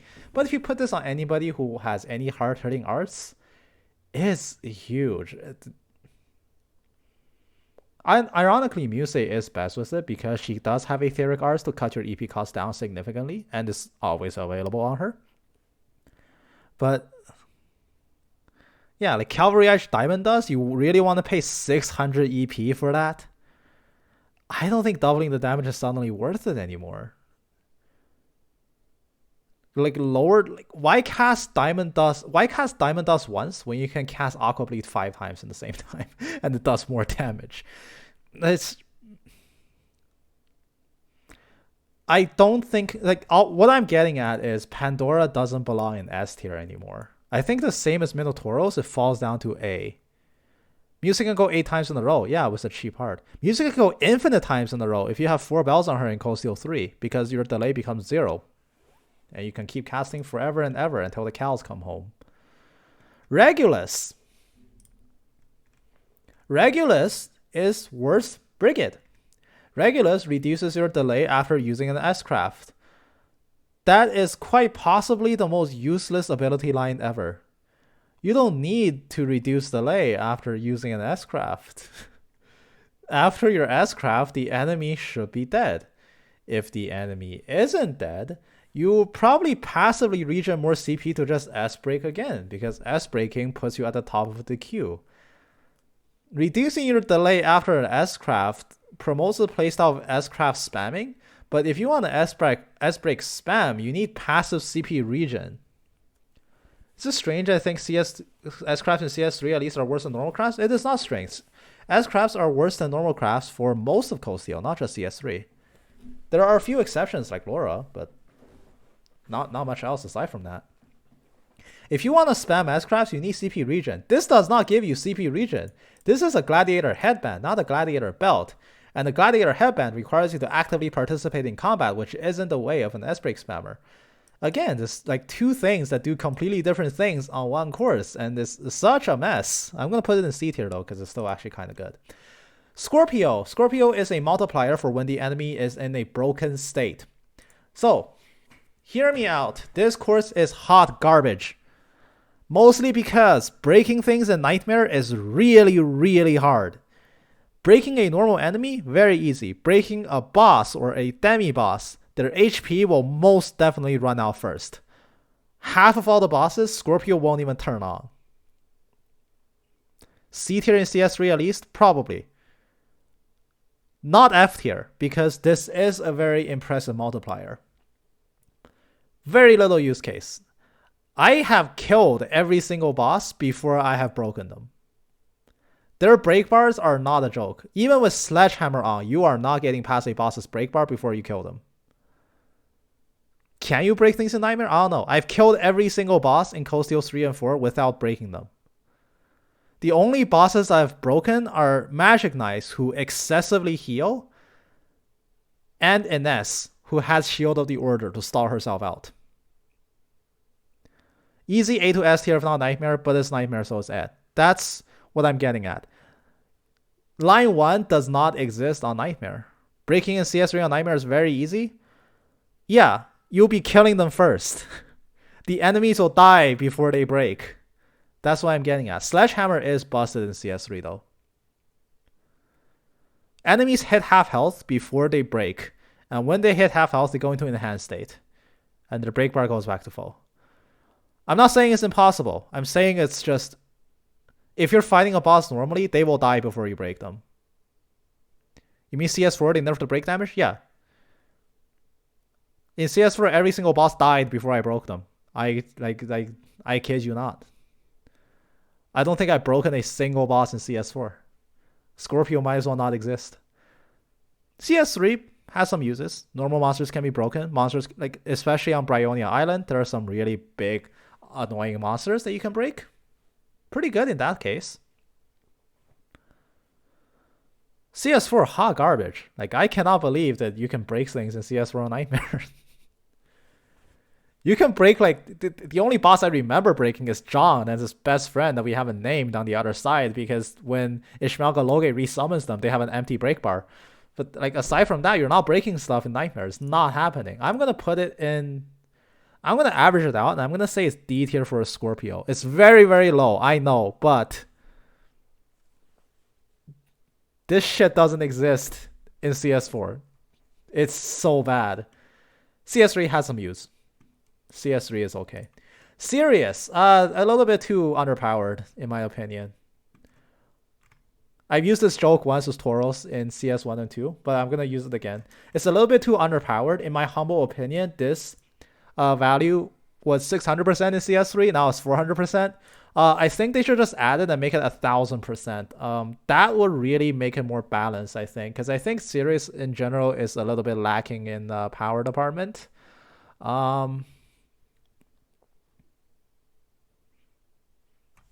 Yeah, it's... I just wish Sirius had a bigger multiplier. Why not make it 2,000% while we're at it? Why not just make it so that if you ever counterattack an enemy, they just died? That's essentially what this course does anyway. Why jump around all the hoops? Just make it 4,000%. Just times it by 10. Okay, anyway. Scald. Scald is a course focused on breaking enemies. And breaking enemies does not happen. Even with Scald, even with Sledgehammer, even with like Scorpio at low health, you're not breaking stuff. However, Sirius and Kurt is why I think not today is the best catchphrase. Yeah, Sirius Tempest is pretty good. It's okay. It's just a little bit overpowered. Scald is okay because CS3 it is a half of the Never Dying combo. I respect your opinion on Sirius. I'm totally not mad or enraged. What do you mean? I actually put it in S tier. It is, however, a little bit underpowered. I think it should be 4,000% multiplier instead of 400. Mostly because why counter for 20,000 damage when you can counter for 200,000 damage?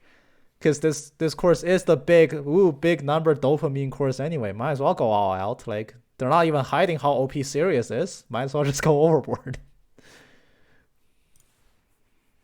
Scald. But no, like on a serious note, Sirius is the best master course in the game. Bar none. Bar none, best master course in the game. Scald, it gives you passive HP regen. Half of the Never Dying combo in Cold Steel 3. Not half of the Never Dying combo in Cold Steel 4. But it's still good. Like, I think it's an A tier. That's all I have to say about it, really. Like, breaking enemies helps against normal monsters, basically invisible against bosses, but that's when the auto regen kicks in. You just put a Pecky badge on someone, you get them Scald, and it's really fun. Try it out. Really fun. Even on Nightmare, they can't kill you with that much HP. Sophia. This is the space spell. This is probably the best spell. Automatically recovering from KO is a safety net. However, the thing that makes it OP is Titania Virgo. Let's just slide them into S tier. We'll wait. Sophia is one of the best spells because the space line is OP. You get Altair Cannon. You get... No, not Altair. You get 7th Caliber. Seraphic Ring is nerfed, but whatever. Fortuna is still in the game, and Shining is still in the game, and that's all you need.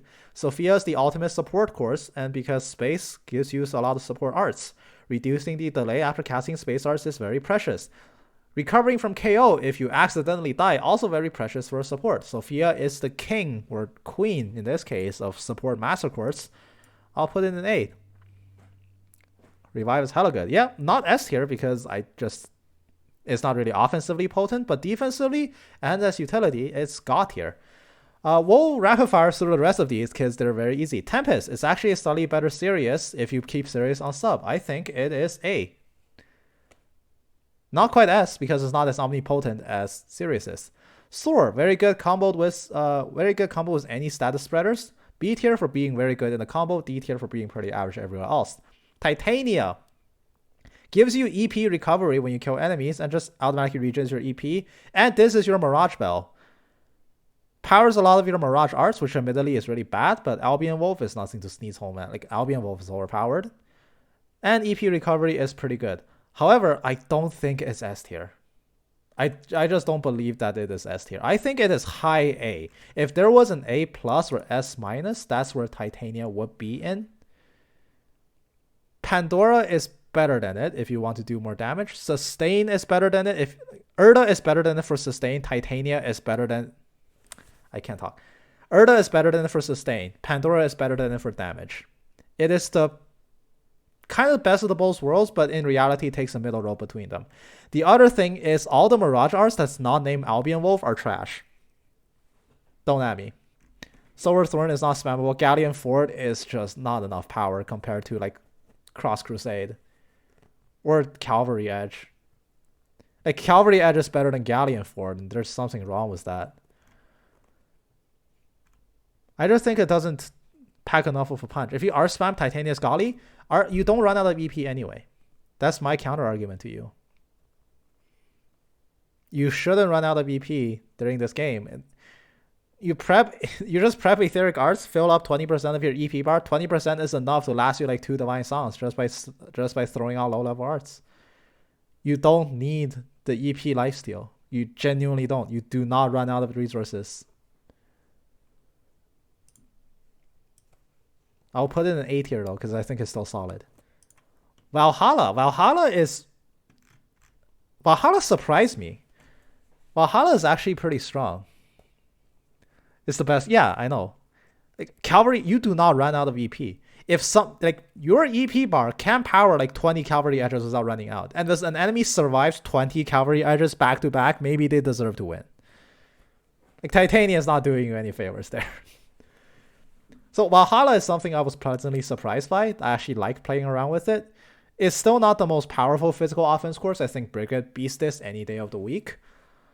Sirius beats this for evasion. Tempest beats this for evasion. A lot of things beats this for evasion, but it's actually a decent all-rounder for a physical offense. And unlike Dunamis, it's got good ATS and good strength. Imagine that. You can have both. Valhalla is Dunamis, what Dunamis wants to be. Like Dunamis goes to bed and thinks it was Valhalla instead. I'll put Valhalla in B tier.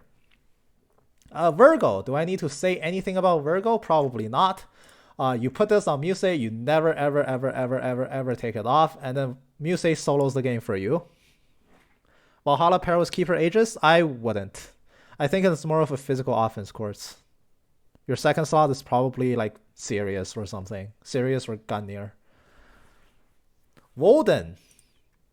Woden is a course you only get in CS4, and you only get it by being really good at Yu-Gi-Oh! But it is a true gladiator belt on steroids. It is the thing that makes Scald good, but better. This may be somewhat controversial, but I think Woden is busted. It is just slightly worse than Brigade, but the auto HP regen beats Scald. The critical rate is nice to have, but not necessary. 144 strength is the baseline you want. Putting it in an S seems disingenuous. I don't think it shares the tier with Brigade. Actually, no, what am I saying? It shares the tier with Brigade. Screw it. The last course in the list is Pazuzu, or Zephyr, in Post-CS4. It is named Zephyr here. It is your delay course. Delay spam no longer works as well, so Zephyr no longer works as well. I'm going to put it in C tier. That's going to be all of the master course. So we have about an hour and a half left on the stream. And we're going to move on to the tier list you've all been waiting for. This one. This is every single playable character from FC to Post-CS4. I will be ranking all of them here purely by their combat. It doesn't matter if I think that they're the most well-written character in the game. It doesn't matter if I think their character writing deserves an Oscar. If they suck in battle, they go into the F tier. There's a lot of opinions here. I'm going to lose some of you. You're going to get mad at me. So all of the tier list rules right there starts applying now. So let's go right off the bat with Agate. Agate makes an appearance in FC, SC, the third, and then Cold Steel 3 and Cold Steel 4. 5 appearances. How does he average out to be? He is a one-trick pony in the Sky games. He wild rages and S breaks. He wild rages and S breaks. That is his one trick. Put all of them on the S tier. Yeah, no, you wish. Make everyone angry and rate Ash slowly. Oh, we will get to Ash. Trust me, we will get to Ash. Okay. Agate, I think in Cold Steel, I think in the third tier list, I put him in B because he was a one-trick pony. He could spam his S-Crab with Wild Rage, but there's a lot higher upkeep. Even Jessica's here. Bro, even Wayne is here. Where's Wayne? Where's Wayne? Wayne's in this tier list somewhere. Yeah, even Wayne is in here because you control him to duel Duvali and Laura. Everyone, if you play them for like 30 seconds, they're still in this list. It doesn't matter how long or short you get them for. So, Agate is probably B tier in... Ash top tier, he's 3-shot the Emperor, oh god. Ugh. Agate was B tier in Sky, and my reasoning for it back then was because Agate was a one-trick pony. He has the Wild Rage and S-Break spam. Otherwise, Richard beats him, Joshua beats him, just about everyone else that's physically attacking beats him. He's very good in the SC early game as well, and overall it averaged now to be maybe A or B. And then Cold Steel 3 and 4 comes along, he's actually pretty decent. He gets beat down, which was one of his old S-crafts, as his main craft, and it's an AoE. It's got very high multipliers for power and break. And then he just becomes a beatdown spammer as opposed to a Dragonfall spammer, which I think is kind of funny that like all throughout all of his appearances, he's spamming either his S-craft or his former S-craft. Admittedly, I don't like that playstyle, and I think it leaves him too vulnerable and too open. He's always been like the slow hard hitter. That being said, like slow hard hitters have no place in Sky. They are god awful. You are so slow in Sky. Cold Steel 3 and 4 it actually does have a use. I think he averages out to still be in B tier. Like his positioning doesn't really change. So I'll put him in B tier. The moment you get 8 ads in a row, and yes, they're still going, and I'm on number 4. How? I run pre-rolls. How are there ad breaks? 8 ads? Are you kidding me? I dragged the slider to the lowest. What? Like, I swear when I show like the 22 ads per hour, like that's not, hold on.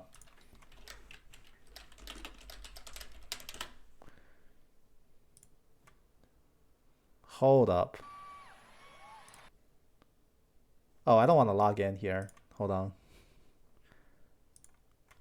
Let me see my...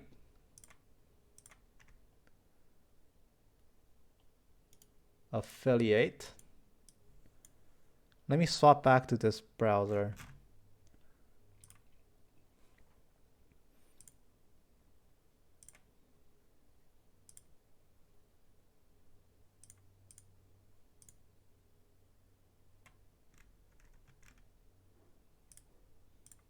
Yeah, there it is. The slider bars are at the... Wow. That's disgusting. What? This is as few ads as I can possibly run. I cannot run less ads than this, and you got 8. That's insane. Are you kidding me? I cannot possibly run less ads than this unless you just straight up turn them all off, including pre-rolls. That's insane. How are you still getting 8? My god. Okay, never mind. Alright, I'm done running with that. Let's turn that off.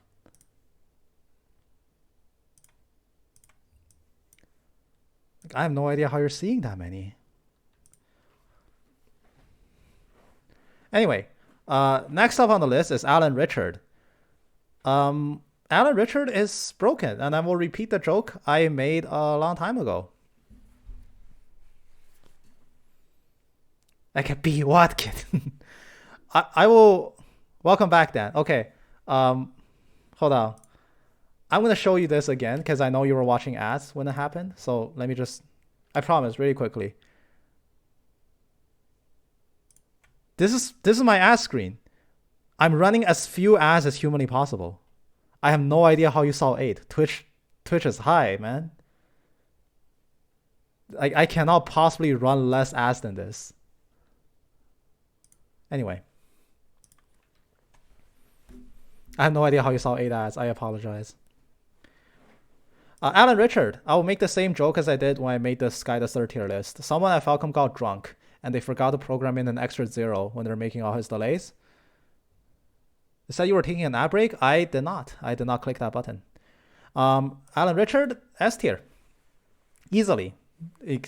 Something about him broke when Falcom made him. It is 10 ads for 30 seconds. What?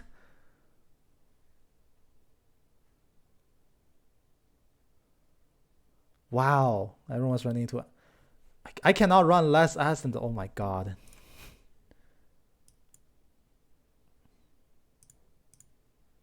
Are you kidding me?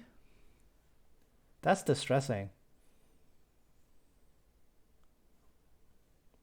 Now that won't do because now people are caught in ad breaks, so I'm trying to... Oh, man.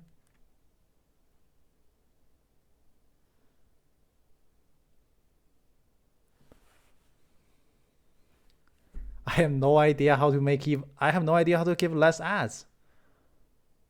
How?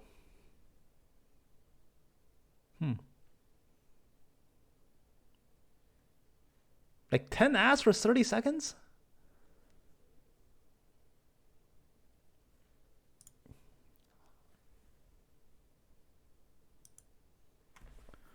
I mean, yeah, like, please run ad block on my Twitch channel. If you're being forced to see 10 ads, when that's not even remotely close to what I've said. Don't subject yourself to that. Run ad block on my channel, man. Screw that noise.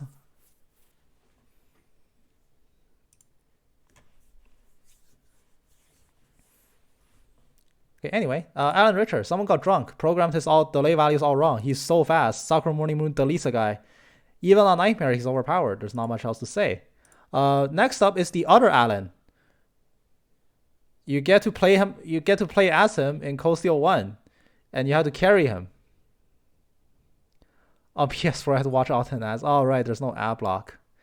Alan, yes, the other Alan. Ha ha ha ha ha ha ha. Ha ha ha ha ha. Well, you have to carry him so hard. All right, next up is Alex Dudley. Fun fact, the only time he ever says his first name is in an optional dialogue.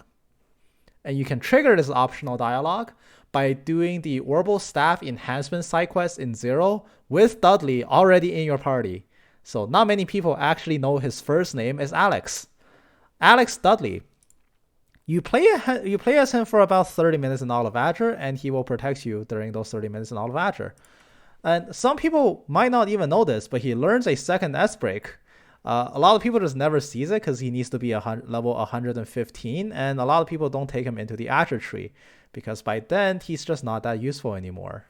And because he's not that useful anymore, I did that with him, so yay me, good on you Dan. But that being said, I think he is a C tier. He probably averages out to there. He has some very meme and fun crafts. Tough Love in particular will save you in the early game, but he was always a support for as long as he's existed. Actually, no, I'll bump up to B. He's actually okay in 0. Alphen. You get to play as Alphen in Cold Steel 2 during the Revelry Corridor. She has uses as craft except worse because it doesn't affect her. However, it is a slightly larger radius. Aside from that, she has nothing that's really going for her. I'll put her in D tier. Alisa. Alisa ranges a lot. A tier in CS1, S tier in CS2. Entering the breakout? Yeah. The breakout often we don't talk about that. She can't even attack. Alisa, A tier in CS1, S tier in CS2, D tier CS3, S tier again in CS4. Her entire use revolves around Heavenly Gift and Blessed Arrow, and then she just loses Blessed Arrow in the last 2 Cold Steel games. But in Cold Steel 2, she actually doubles as a very effective arts caster because her ATS is bonkers. Her ATS is no longer bonkers in Cold Steel 3 and 4. However, Heavenly Gift comes back in a huge way. It affects herself, Distribute CP around everybody, and she is your primo CP battery. I will note I actually dislike the playstyle of CP batteries. I just think they're kind of useless outside of that context. At least in CS2 was not useless outside of that context. Overall, she can evade. She can evade. Hey, yeah, evade Elisa was... Honestly, of all the stupid ideas I did in Post-CS4, evade Elisa was probably the best time I had. Alphen is S tier for the booba girls from Post-CS 3. I'm pretty sure she is still underaged. Crossbow police will be coming for you. Elisa, I will put her in A tier overall. A for Elisa. How about that? Altina. A for Altina. I think it's roughly the same argument as Elisa here. Namely that Altina is a worse Muse, so Altina cannot possibly be in the same tier as Muse. 17 is legal by Japan standards? We are not in Japan. I will accept your argument, however, we do not live in Japan. Yeah, what Dan said. So Altina is a worse Muse, therefore cannot be in the same tier as Muse. However, Altina has a lot of utility. Brionac is very strong. Argem Heal is very strong. Artem Heal is very strong. Detector is the strongest craft in the game, obviously. Her slots are forced to be time, which gives her access to higher element arts. She is 17 legal and Erebonian standards. I had to imagine, yes. She is good. A tier. I have nothing else to say on that matter. Analyst. Analyst gets hard carried by her sword. And if you don't have Analyst as Genu, you have a garbage Analyst. She has one utility in Whirlwind Dance. Whirlwind Dance sucks all the enemies on the battlefield to around her, which opens up the room for an Artscaster to nuke them all. You don't need to do that because enemies are never spaced far enough anyway, and also Death Scream is a thing in the Sky games.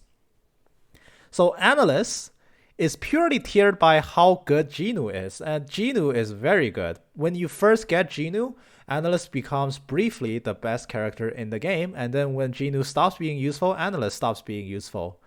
When Genu gets powered up yet again, Analyst once again becomes one of the strongest characters in the game. Unfortunately, that's near the end of the game.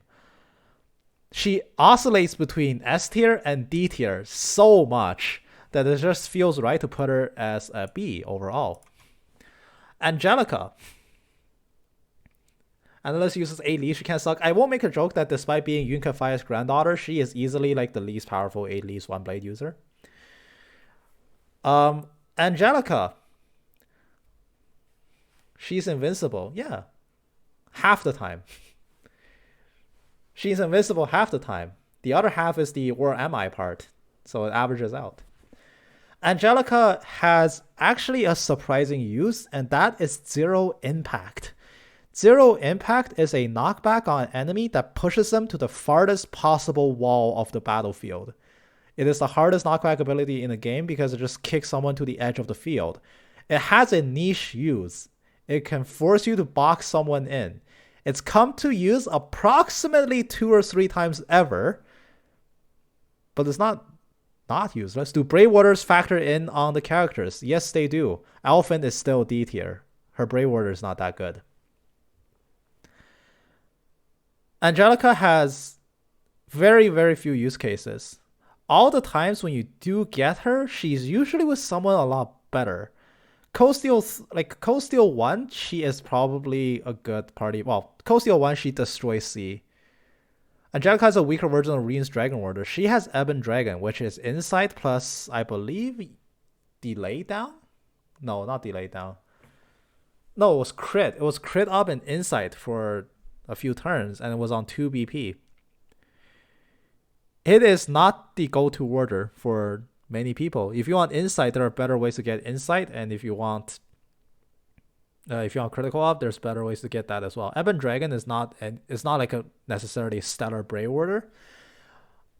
Angelica's usefulness is really in Zero Impact. In Cold Steel 1, she destroys C with it. In Cold Steel 2, it is not that useful. The other thing is her permanent access to the Emblem Master Quartz. You can use her to farm double items.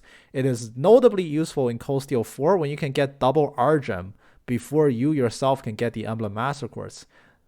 Just for giving you double Argem, I think she does belong in the slightly higher tier. Plus, Zero Impact is her bread and butter. And this is actually a very, very strong craft. Dragon Kick is nothing to sneeze at either. It's a very high multiplier on top of Angelica's admittedly pretty high base stats. Not A tier. Maybe. I just don't think she does enough to warrant being an A tier. Definitely not C either. I think C will be doing her an injustice. She is quite a bit stronger than that. I'll put her in B. B is getting filled out pretty quickly. Aerials, you get him for about 30 minutes and he's your carry. Ashe. How do I put it? He's worse than Laura in every way conceivable. Voidbreaker is essentially Ashe's version of Lion Rush, but is not AoE. And his last craft, when I was getting it, hoping it will save him, it's Dead Man's Dart. Mirage Core Slot kills him. I agree. He's just so awkward to use. He hits. He hits very hard. Not hard enough to warrant the party slot. Kurt is better than Ashe in almost every conceivable measure. And I will stand by that statement. Ashe cannot one bonk. He has too many single target abilities. He's an Estelle if Estelle in CS4 had more crafts, and Estelle is not good. I cannot believe people actually like unironically use Ashe and think he's good. Like, I just cannot buy that. You put him on Nightmare and you instantly wish he was literally anyone else in New Class 7. He's the weakest member in New Class 7. By a very long shot. Like, nobody else is even... I wouldn't call anybody else in New Class 7 bad. Ashe is on the cusp of being bad. He has a single target line rush and that's supposed to be his selling point? I don't buy it. Character development wins some points, not in this tier list, I'm afraid. Like I said, I'm doing 2 days of tier list. If you want his character tier list, in my opinion, tune in tomorrow. I'll put him in C tier. How about that? I'll put him in C tier. He's serviceable. He's not garbage. He's just the worst of the available options you have. He's still a hell of a lot better than a lot of the other things you can get, though. Aurelia Le Guin.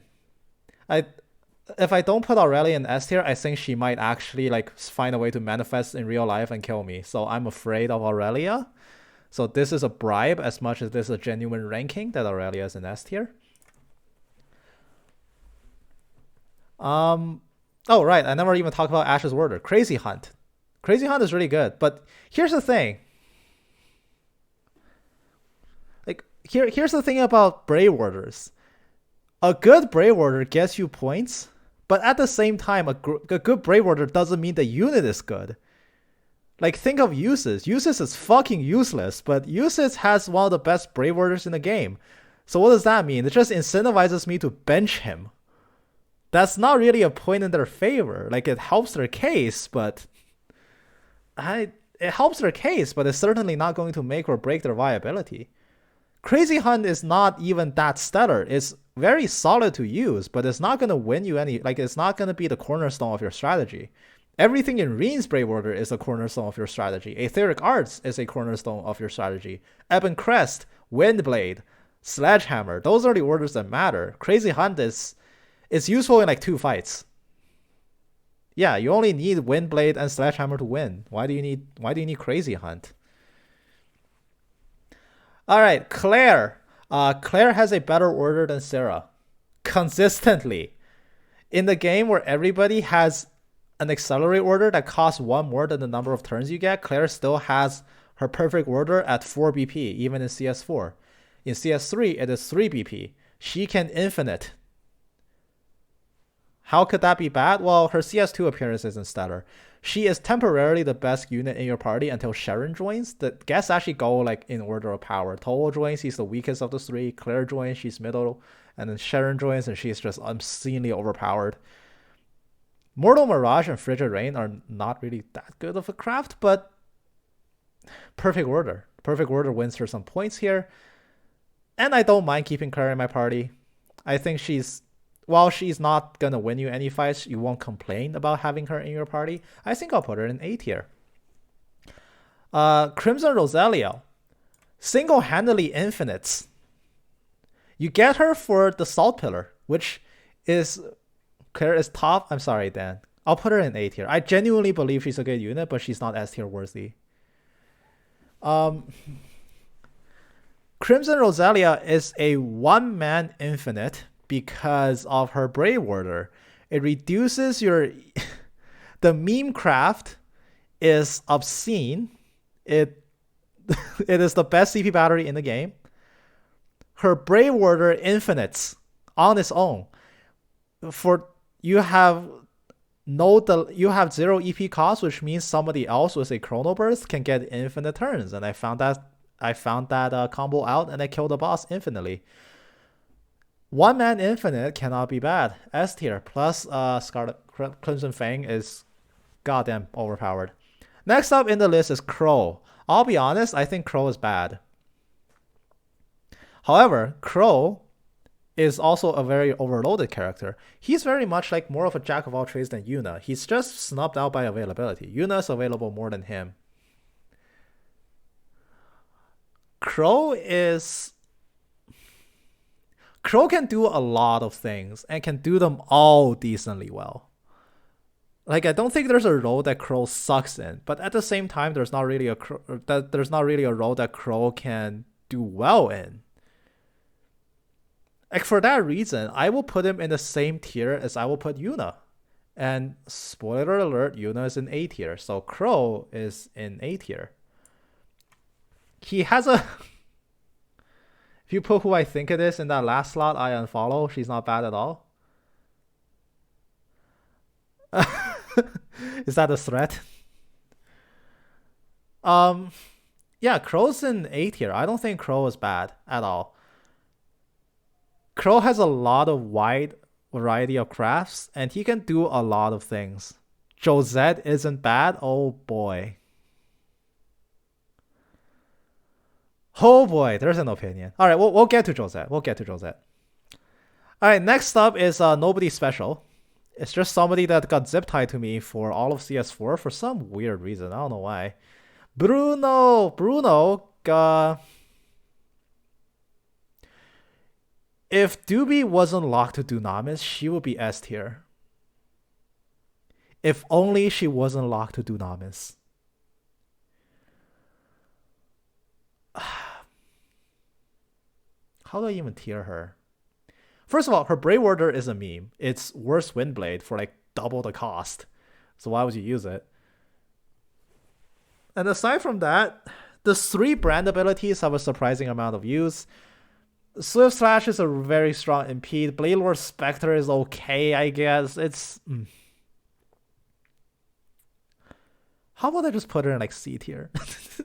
I was gonna put her in like D. I was like, oh, D for Duvali, but genuinely, she's a solid unit. There is a point, like there's genuinely a point in her favor, is that you don't need to spend money on her weapons. And resource investment in Cold Steel 4 actually matters. And for a character that's with you for so long and you don't ever need to care about their weapon slot, that on its own is worth something. You can't change her Master Quartz, you can't change her primary. It's locked to Dunamis. You can change her sub to whatever you want. Unfortunately, Dunamis doesn't really work well with any sub. Ellie. Like, okay, Duvali is not bad. I still stand by.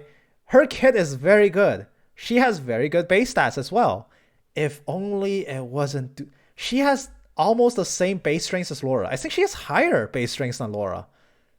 She just automatically loses like 60 strengths because she can't take Dunamis off.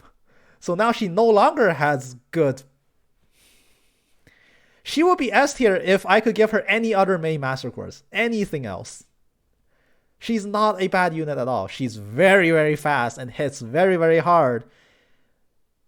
She's just so unflexible because you can't customize her main Orban slot. That's all. Okay, fine. B tier. Yeah, you happy? B tier.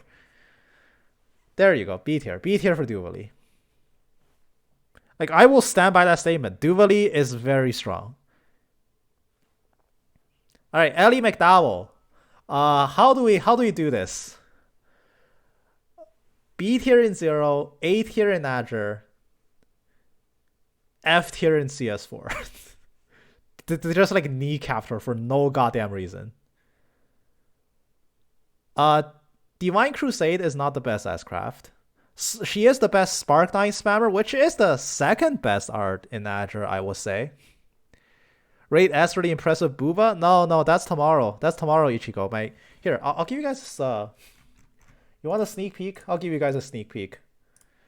This is the tier list I'm doing tomorrow because I don't have time to do it all today. Here's every major character.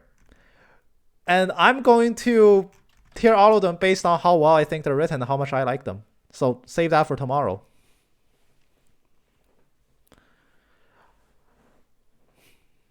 They did the SSS 30 in Cold Steel 3 and 4. Lloyd is still good. But yeah, Tio, Randy, and Ellie kind of got snubbed.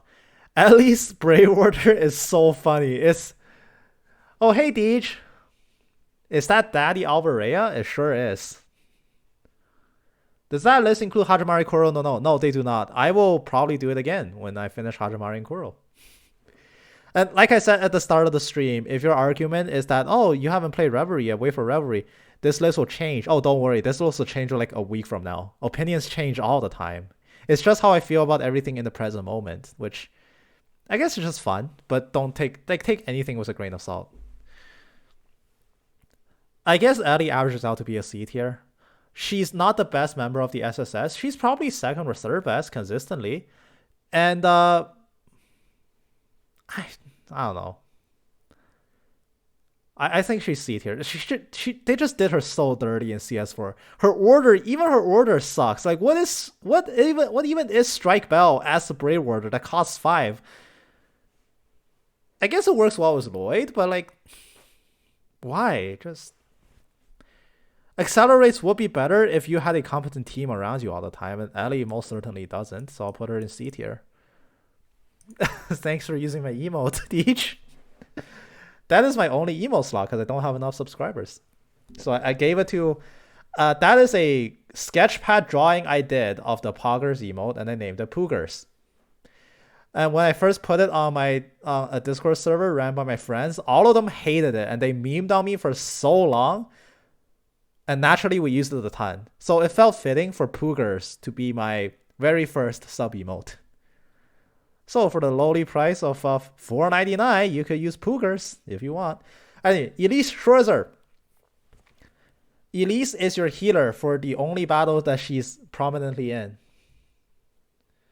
If I didn't know already from so many Trail fans, Zero Azure is so good, Cold Steel probably would make me not want to play the games. Yeah, probably.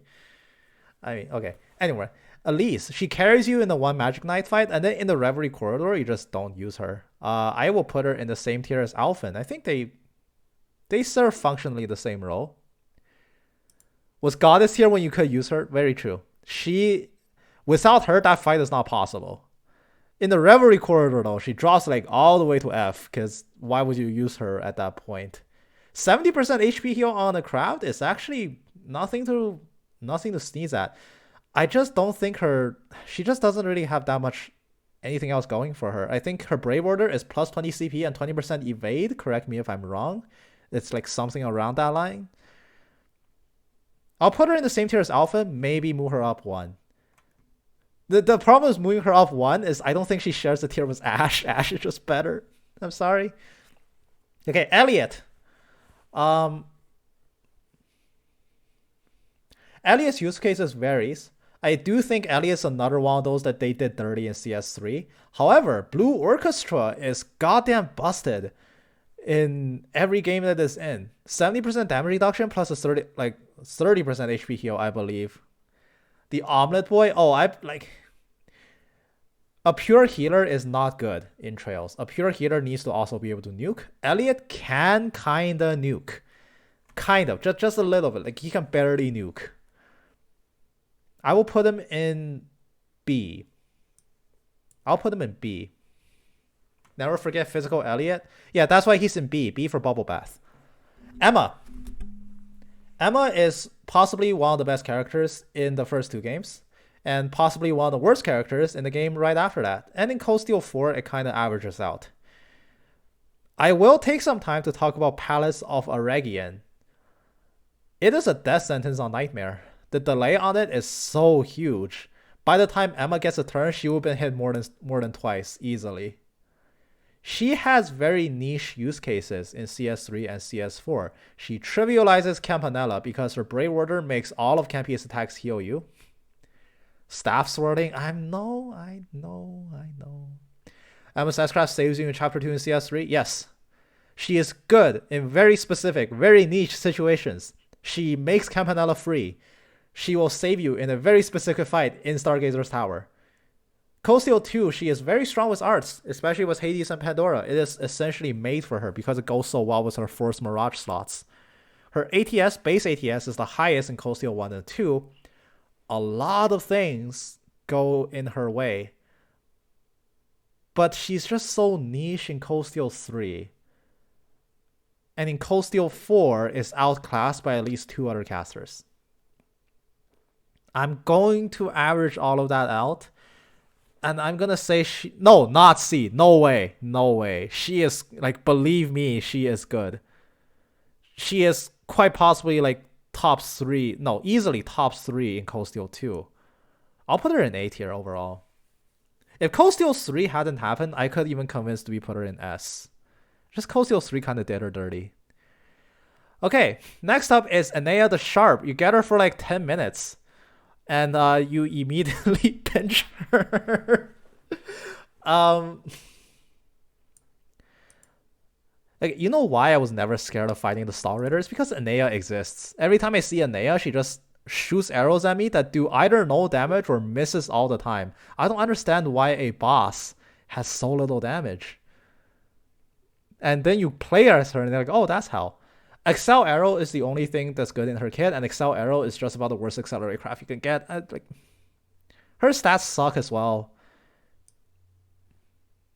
No S-Craft really saddened me. Yeah, you know what?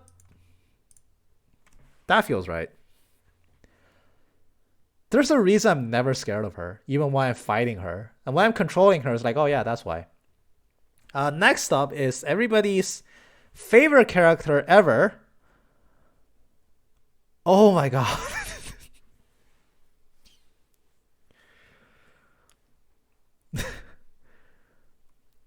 I just...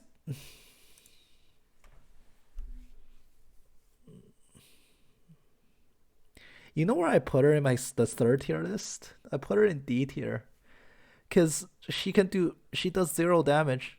And like, that's not even a figurative sense. She literally hits enemies for 0 damage.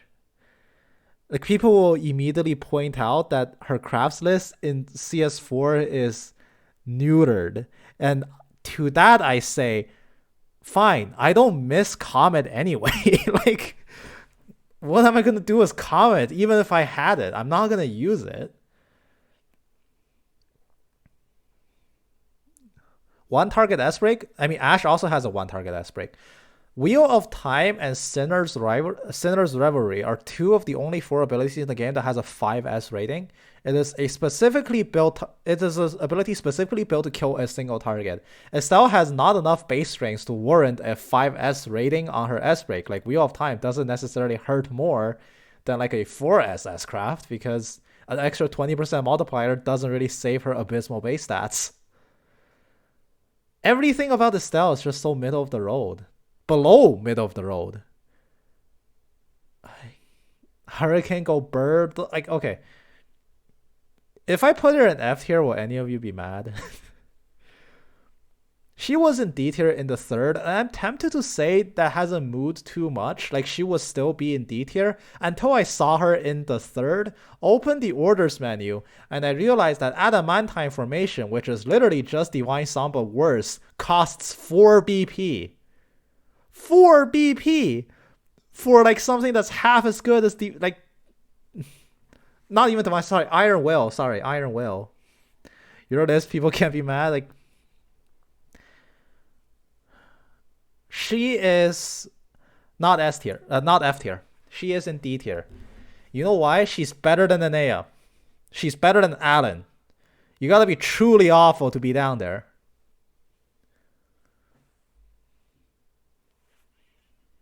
She is not truly awful. She has a breaker in Barrage. She has Wheel of Time. Single target, who cares? But honestly, she only ever fights bosses anyway. I'll put her in D tier. Like, Wheel of Time counts for something.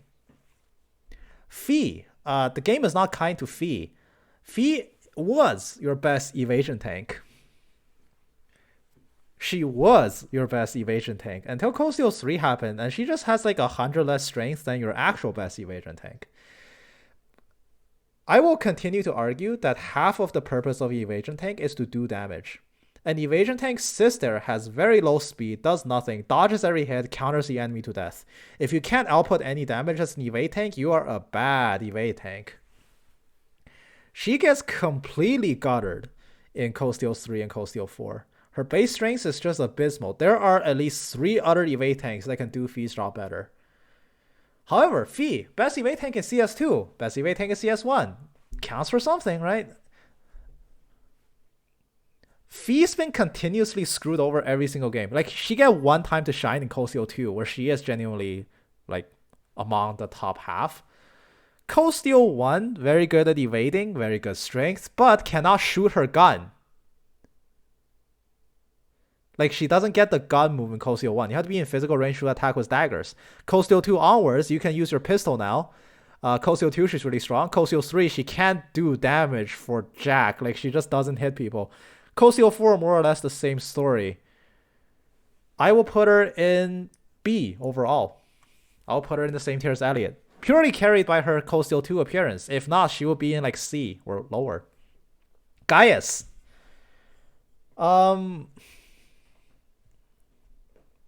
Gaius is the opposite case of a lot of other characters. I genuinely believe he is one of the worst characters in Cold Steel 1, and I genuinely believe he is one of the worst characters in Cold Steel 2. In Cold Steel 3, he comes back without an S-craft for the longest time. But Sacred Roar is very good. It's 5 BP, sure, but it's also 80% HP heal. It is basically a dragon instance at the expense of your entire bar, which I will take. That's not bad. There's actually cases for using Sacred Roar to recover. He has really good crafts now. Like, in CS3, he has really good crafts. At the end of the game, he gets his S-craft, which is one of the few sources of absolute delay in the entire series. Absolute delay bypasses delay resistance checks. It will delay an enemy no matter what when it lands. It is an insanely powerful S-break. And in Cold Steel 4, and I stand by this, because he has 2 force wind slots with 3 attack range, and naturally slower crafts that hit hard but give him a long delay, he is the perfect recipe for the best evasion tank in Cold Steel 4.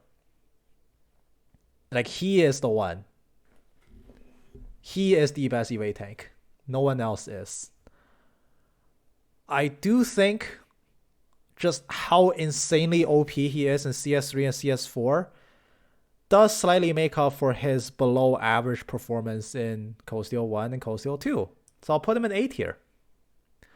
Garcia Rossi carries Lloyd out of the prison break. Pretty useless after that. C tier. George Gnome. No S-craft, but Calico bunks. Like, it's surprisingly bunks. I like C for Calico. Especially because the only time you play as him, you're paired with Crimson Rosalia, and Crimson Rosalia gives him 80 CP. You can just Caliburg infinitely. You don't need an S-craft, you can just Caliburg spam. So excited. Yeah, that's basically next stream. He's going to pull out his Grill Locket within the hour. Ines, weaker than Anea. I can't even believe I'm saying that. Jessica, I wish she was playable. Actually can clap Reen one-on-one. She has 2 of the most overloaded crafts in the game. Like easily 2 of the most overloaded crafts in the game. Like, that costs 20 and 40? Are you kidding me? If only she was playable for longer. You know what? Fuck it. A tier. Are you kidding me with those 2 crafts she has? Like, some of the most overloaded like, one craft does like 4 different things. 20 CP. All right. Josette.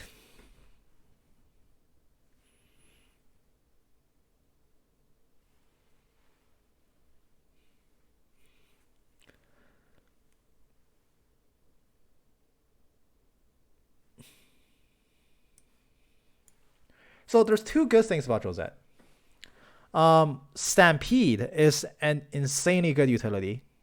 Stampede is one of the furthest knockback abilities you can get in the third.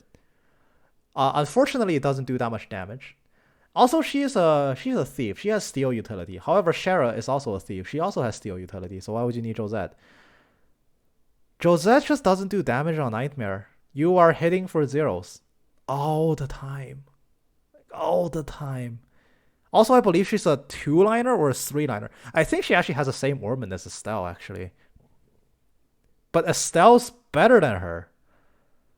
Like, I do not accept the argument that Josette is stronger than Estelle. She's just not. By virtue of being weaker than Estelle, she must belong in F. Stampede is really her only utility. And even then, Tita just gets on orbital gear and then rams into someone for the same effect as Stampede, and Tita is actually good. Like, the theme of Josette is that she can do a very limited assortment of things, and then even in that limited pool, there's somebody else who can do it way better.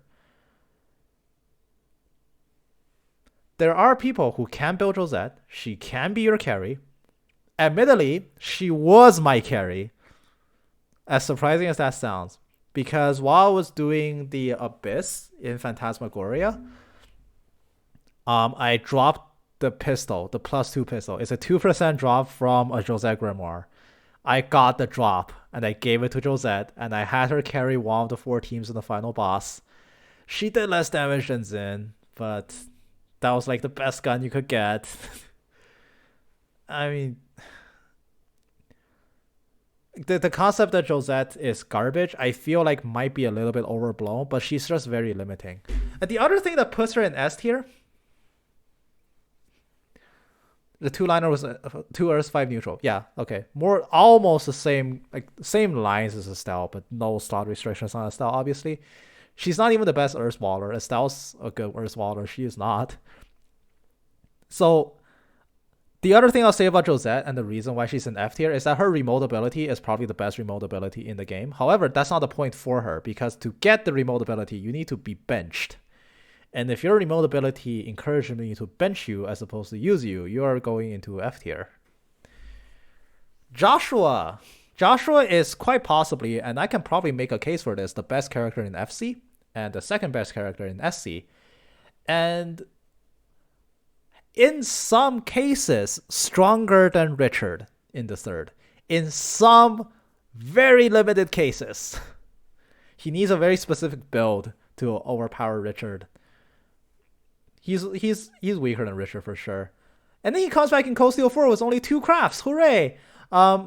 Both his 2 crafts actually are pretty good, and Shadow Formation is a very cheap thing you can spam. Unlike Adamantine Formation, Shadow Formation costs 2 BP, I believe, and it gives you 20 CP. I have no complaints with that. That's a pretty solid craft. Black Fang is also a very amazing normal craft. For 80 CP, you get Cloak twice, which gives you 2 free crits. We don't need Evil Eye anyways. Like, unironically, kind of true. However, I do need Flicker. Joshua was a prototype Reen. He can delay people a lot. It's just that in Sky the Third, a damage craft is never as useful as a utility craft, because every boss resists everything under the sun. So just, I hit harder, their hurt doesn't really do as much as like a craft that heals you or replenishes resources or anything like that. But Joshua can get away with it because he's very fast and he hits very hard. Even in the really scuffed-ass Bracer team in Post-CS4, he is the damage carry there. He just doesn't do it as well as a lot of other people. I think I'll put Joshua in A tier. I think he's genuinely like an overpowered character in Sky, and I don't think it's fair for his cameo in CS4 to be like, now he's B. It feels like snubbing him. I'll put him in A tier. So next up is Julia Schwartz. Julia Schwartz tiering does not change from Sky the Third.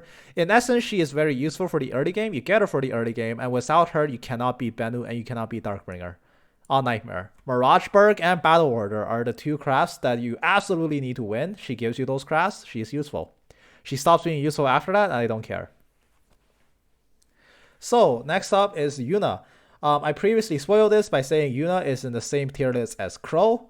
That does not change. They're essentially the same characters.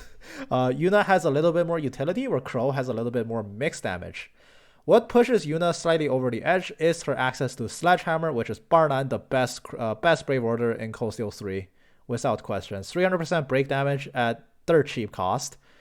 Even on Cold Steel 3 Nightmare, you can use it to break people apart. Still very slow. Cold Steel 4, no longer that useful. However, what she lacks in damage, she makes up for in utility. And because she's such a mainstay, and because she's probably one of the better, like she's probably like number 2 or number 3 in terms of new class 7, I'll put her in the same tier list as Crow. Next up is Usis. Usis is one of the best supports you can ever ask for, and that's never changed for as long as Usis has been with you. But that being said, most time he was benched, and I was just using Noble Command with him off field. Or at least like Noble Rise in Cold Steel 3 and Cold Steel 4. Noble Rise is probably the best overall damage buff Brave Order. It is, like, for its BP to effect ratio, it is bonkers overpowered. 25% damage up, 30% damage up if you have a max plus all stats buff. I actually think they did him a favor by removing Noble Command and putting it on a Brave Order instead, because then you don't have to field him. Yay! I'll put him in B tier. Kia. Kia only exists because you can use Cherubic Smile. She doesn't actually fight. Cherubic Smile is not that good. It's purely not that good because everyone that she sticks with the SSS all the time, and everybody in the SSS just does not use Cherubic Smile to its maximum extent. Imagine if she paired up with anybody who carried a gun near. So yeah. Kevin. Kevin is overpowered. He could have literally negative combat stats. By virtue of having Grail Sphere, he is in S tier. Because all of the third, especially on Nightmare, is balanced around Grail Sphere uptime. Without him, you cannot beat the game. The game is balanced around him. He's a centralizing character. If he does not exist in your party, you cannot win the game. You can tell because in that one chapter where Kevin passes out and you have to use Reese, every enemy is suddenly a lot easier compared to the previous chapters. The game is balanced around having Kevin, having Grail Sphere, especially on Nightmare. Without it, you die. He could literally heal enemies when he attacks and it wouldn't matter. It just wouldn't. Grail Sphere is, in the game that it was in, Grail Sphere is the most important ability in the game. And he has it, so he's S tier. Chloe, or Claudia. I made the argument for Claudia being in S tier, now I'm no longer so convinced. Everybody's talked about how she has 3 force water slots and one of them goes to waste. But in Sky, Mind is a water core. So you put Mind, Yin Yang, and then HP on her. Admittedly, the HP slot is a little bit wasted. And because she has 3 force water slots, it means you cannot slot in one of action or cast. Unless you want to make some major sacrifices. Which means that Chloe is a legit turtle. You can make the case for Chloe being the strongest character in FC because she doesn't have 3 force water slots in FC. She does in SC and the third, which holds her back. She still nukes hard, the second best nuker in those games. And Leech Christ is your panic button. There's no evidence to suggest that Chloe gets pushed down from S to A, but it is very begrudgingly S. It is probably the most S minus thing you can imagine. Kurt, you get him during the schoolhouse attack. And nowhere else. He ruined my life in Sky SC Prologue. I will never forgive him for as long as I live. And he's not that good to support either. I spite this guy. Kurt. So Kurt Vander has the shortest arms in the galaxy. And I don't like that. When you can't counterattack as somebody who starts the game as Sirius, Kurt is great. Nah. Okay, so Kurt is a better breaker than he is a dodger. Rain Slash is very cheap, very fast. Windblade helps you get a lot of hits in.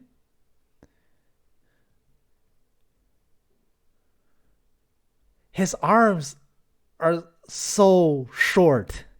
I know he has pretty good evasion because he has 2 force wind slots, but his arms, his arms, man, his arms. Okay, he's a better breaker than he is a dodger, and he's a decent evasion. Like, who cares about his arms? If you want to do damage, you care about his arms. Why do you have Sirius when like 90% of enemies in the game can't be counterattacked by Kurt? He can counterattack big bosses. He did great for me. Good for you. He didn't do great for me. And believe me, I tried. Because this is my promise to you. I never benched Kurt throughout all of Cold Steel 3. I truly believed he was very, very strong. And I used him the whole game.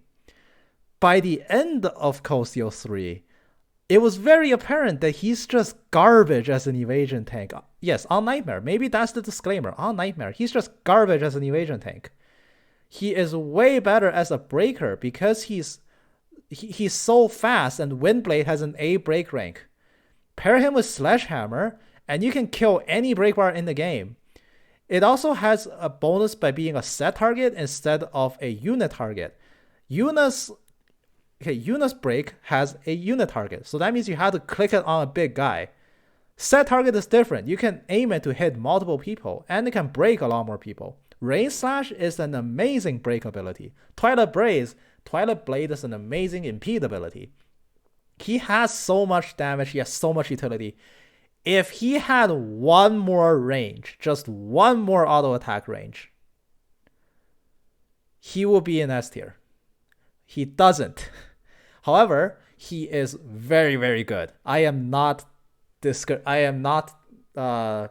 saying he's a garbage unit or anything. I'm just frustrated that he can't do the job that Falcom designed him to do. But he's such a good unit anyway that he excels in a lot of other things. So I'll put him in the same tier as Yuna. It seems fitting. Laura. So at some points, you can make you can make a genuine argument that Laura is the best character in the series. However, this is where I want to take a little bit of a diversion to really ask, why is Laura OP? Because on paper, anyone can one bonk. All you need is Minotaurus. All you need is Mars Gem, Mars Gem, Tauros, and Domination. Sarah can do what Laura does. Milliam can do what Laura does. They can one bonk too. They can also do 6-digit damage. So really, what sets Laura apart from everyone else? Well, if you want to do a critical analysis of Laura, she has the highest base strength. So really, she double dips a lot on stat boosts. She's slow, very slow, which actually works to her favor. Because Tauros can slow her down even more, you give her time for other people to buff. If you want to build an S-break spammer, you need that S-break spammer to move last because you need time to give them buffs from everybody else. Zero is faster than Laura, and that actually works against her if you want to set her up for one bonk. Now, in terms of utility, because I do value utility quite a bit, Laura has near zero utility. Every single one of her crafts is very selfish. It fits in line with her character that the passive for swordsman is very selfish, and it reflects in her kit. All of her crafts either hit something harder or buffs herself. She does nothing to support her team. There are no utilities anywhere. She has god-awful ATS and cannot cast. In Cold Steel 1 or 2, Radiant Wings actually reduces your ATS to near zero, and your arts hit for 0 damage. Cold Steel 3 and 4, it doesn't do that anymore, which means Castle Laura can become a thing if you're extremely crazy and you don't give a fuck about your sanity. But ultimately, Laura cannot do anything viably except hit. She is a one-trick pony to the highest order. If you cannot kill someone with 1 or 2 hits, Laura is essentially a doorstop in your team. She will sit there forever, and she will never be able to do anything else. Even if she wants to do something else, she can't. So here's my question. I normally hate one-trick ponies. Does it matter? Does it count against the character when their one trick is literally killing an enemy in one hit? Think back to Cold Steel 2. There are 3 enemies in a new game run that you cannot one bonk, which is McBurn, Testarossa, and Loa Luciferia. You can one bonk every other enemy in the game. Even on New Game Nightmare. And if you do New Game Plus and you stack everyone, she can one bonk the other 3 as well. All of this is due to just her obscenely high power. But like I said, anyone else with her setup can virtually do the same thing. So, why Laura? You're not going to use a turn to cast Radiant Wings, not when it takes away from your 200 CP, unless you have a crazy amount of CP regen. So really, what makes Laura good and what makes people gravitate to the fact that Laura can kill people in one hit when, let's be honest, Millennium Spaceship has a higher multiplier than Radiant Lion in Cold Steel 2. So what's the deal with her in Cold Steel 1 and 2? Why does everyone use her? That's not an answer. That's not a question that I have a concrete answer to, but there's nothing to suggest that Millium can't do what Laura does. Victoria's Secret, I read your message silently, but yes, I agree with that. Honestly, it's such a Laura thing to do to just bonk. I mean, yeah. What matters to me, what sets Laura aside from me, is her early game value. Because anyone can do what she does late game. Her early game value, she does triple the damage of everyone else, and it's crazy. It's just stupid how much damage she does early on. Reen hits for 200, Laura hits for 600. It's not fair. Radiant Spin has some utility, I guess. In Cold Steel 3, she actually becomes your best breaker in the game, even though you don't get her for that much. Line Rush will break any single break bar, even on Nightmare, from full to 0 in a single hit in Cold Steel 3. Cold Steel 4 largely remains the same, but not for bosses. And Cold Steel 4, you can kind of see the one bonk coming back. It is nowhere near as dramatic, but Brandish now exists as a buff, and Laura can give it to herself, and she regens enough CP with all the new shenanigans with double Quartz that she can kill a lot of things almost in a single hit. Not quite the glory days of Cold Steel 2. I don't think this knocks her down from her position. People can make the argument that Laura is a party mainstay because she just makes the most sense. She has 2 Force Water slots, sure, but Waldo goes to Waterfall and it's not a big problem. The other one goes to Seiryu, which is just a slightly scuffed attack anyway. And one of her other slots is a Force Fire, which is perfect.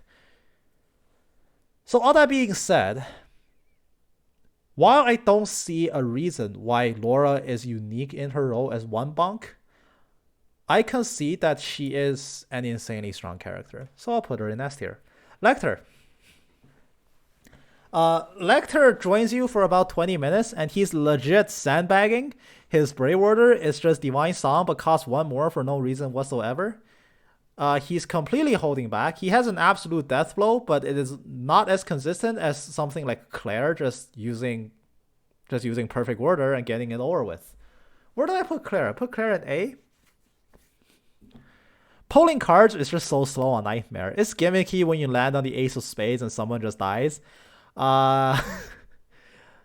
You get to pull maybe 1 or 2 cards, so you better pray you land on the cards. And I just don't like playing RNG like that.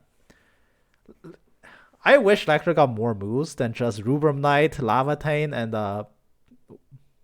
what was it? Magic card? I don't know. It's C tier. That's me doing that C tier purely because of spell card being just a total wild card. Anyway, Leonidas, you get him for 1 Salt Pillar. He is the carry for that team. I have no complaints with him. I'll put him in B tier. Lloyd Bannings. Oh boy. There is not a single game where Lloyd is bad, and I will make that case. In 0, he has the Burning Heart, Burning Rage combo with Randy, which is the highest DPS you can do on Nightmare. In Azure, he is one of the only 2 characters who can hit 100% evasion. He can do it very easily, and he can do it all the time, making him the centerpiece of his entire team. Cold Steel 4. He can infinite, because Lloyd is pretty bad. Burning Heart is pretty overpowered. And Burning Heart is on Lloyd. So Lloyd, by the transitive property, has to be overpowered. Now the question is, how overpowered is he? He is admittedly, like, he does have a very wide assortment of crafts. Raging Spin is genuinely a really good ability. You just have to suffer through the worst fight in Azure to get to it. Brave Smash is a 60% seal, which by Zero and Azure standards is bonkers. And Burning Heart is just like one of the most overpowered crafts ever made. He all-speech read the CS4. Yep, true. Also, I just feel bad for him. I'm not tiering Lloyd, I'm tiering Burning Heart. How OP is Burning Heart? You can infinite wizard in Cold Steel 4. Lloyd's an S tier. Easy as that. Mobius. Complete ass in Cold Steel 1. Complete ass in Cold Steel 2. Surprisingly really good in Cold Steel 3. And by Cold Steel 4, he's actually one of the better characters. Like, I think he's a solid A tier character in Cold Steel 4. If this was only Cold Steel 4, I would put him in A tier. If this was only Cold Steel 1, I put him in F. I'll put him in B tier. That seems okay. Millium. Millium is Laura 0.5 whenever she shows up in Cold Steel 1 and 2. She does what Laura does, only slightly worse. In Cold Steel 3, she gains the second best Brave Order in the entire series. White Decoration is just 8 turns of I don't die anymore.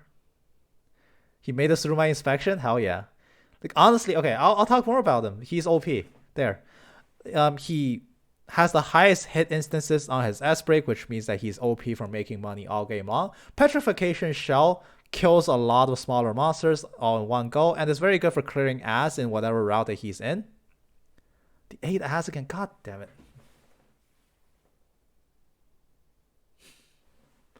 Well, while they're watching the 8 ass, let me just go through this real quick.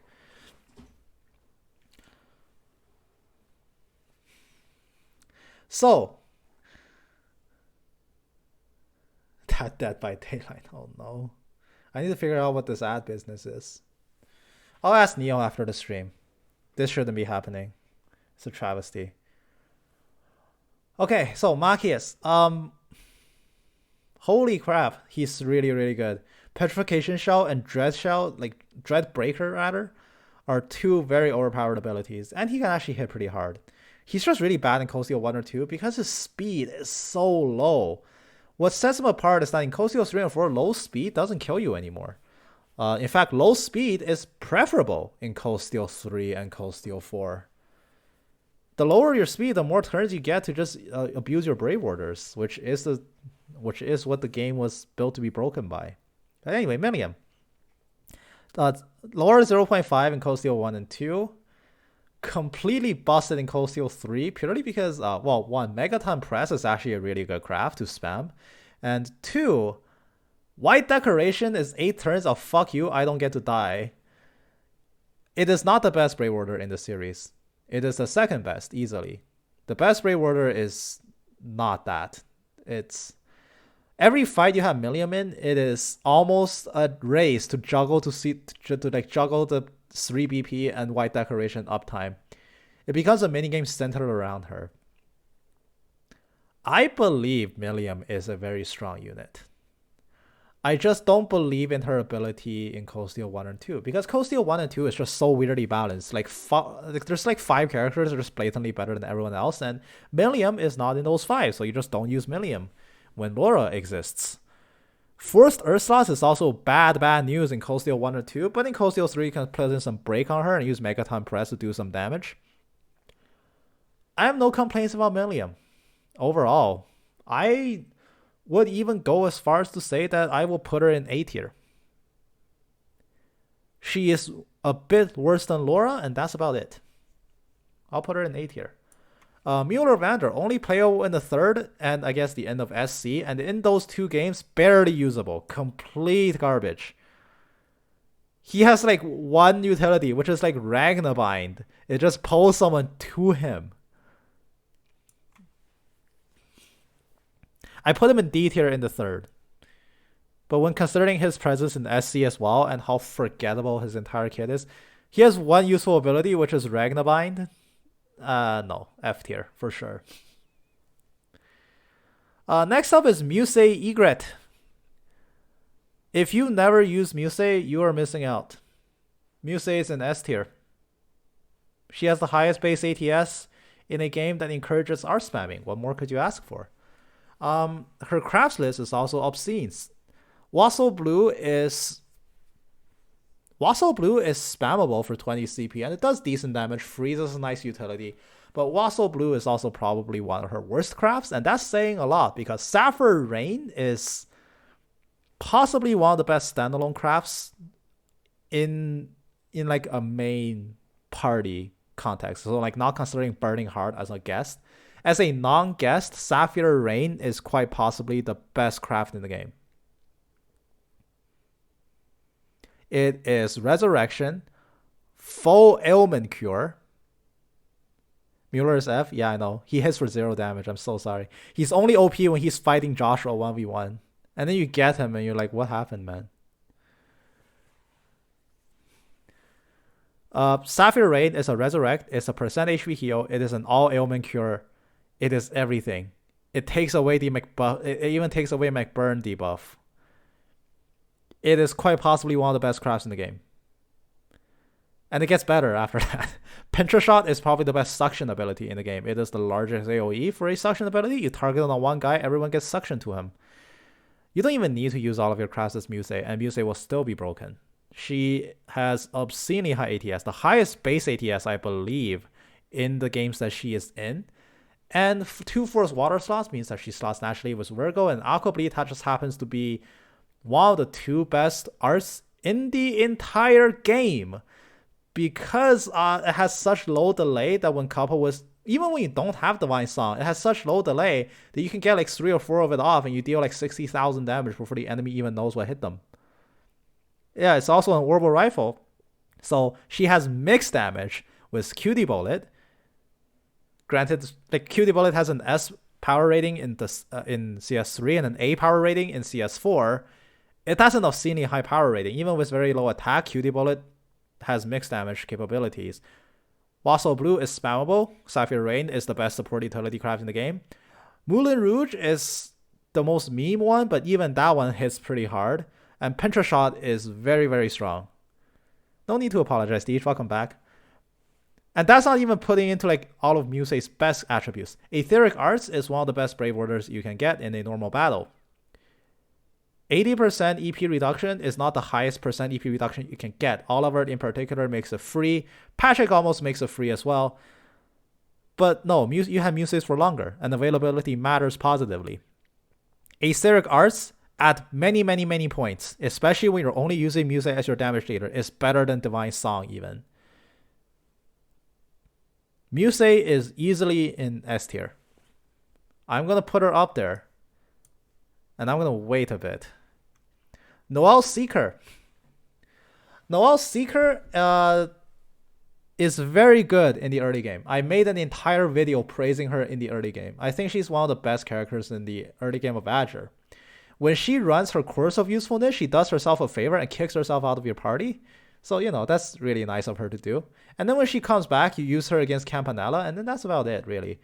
Whenever Noelle is available, she is one of the best options you can go to. Sleep Grenade is an amazing utility AoE sleep, which debilitates some of the hardest fights in the game. Ugh. I just got full body chills from that notification sound. Dan, thank you for the subscription with Prime. I greatly appreciate it. And enjoy your founder badge. You are the 4th subscription to this channel. Imagine that. Yeah, Noelle is the best character whenever she does appear. Oh, thank you for the host as well, Deej. I appreciate it. Why does my alert box not turn on? Hold on. I have an alert box. It's just not showing who's following. Or who's... Hold on. I don't know why it doesn't show up on my stream. I'm going to try to... No, so lower has higher priority, right? I'll see if alerts show up soon-ish, I guess. I don't know why alerts don't show up on my stream. That's super weird. Anyway. Yeah, Noelle, whenever she is in your party, one of the better options you can go to, and I have no complaints with her. I will put her in A tier.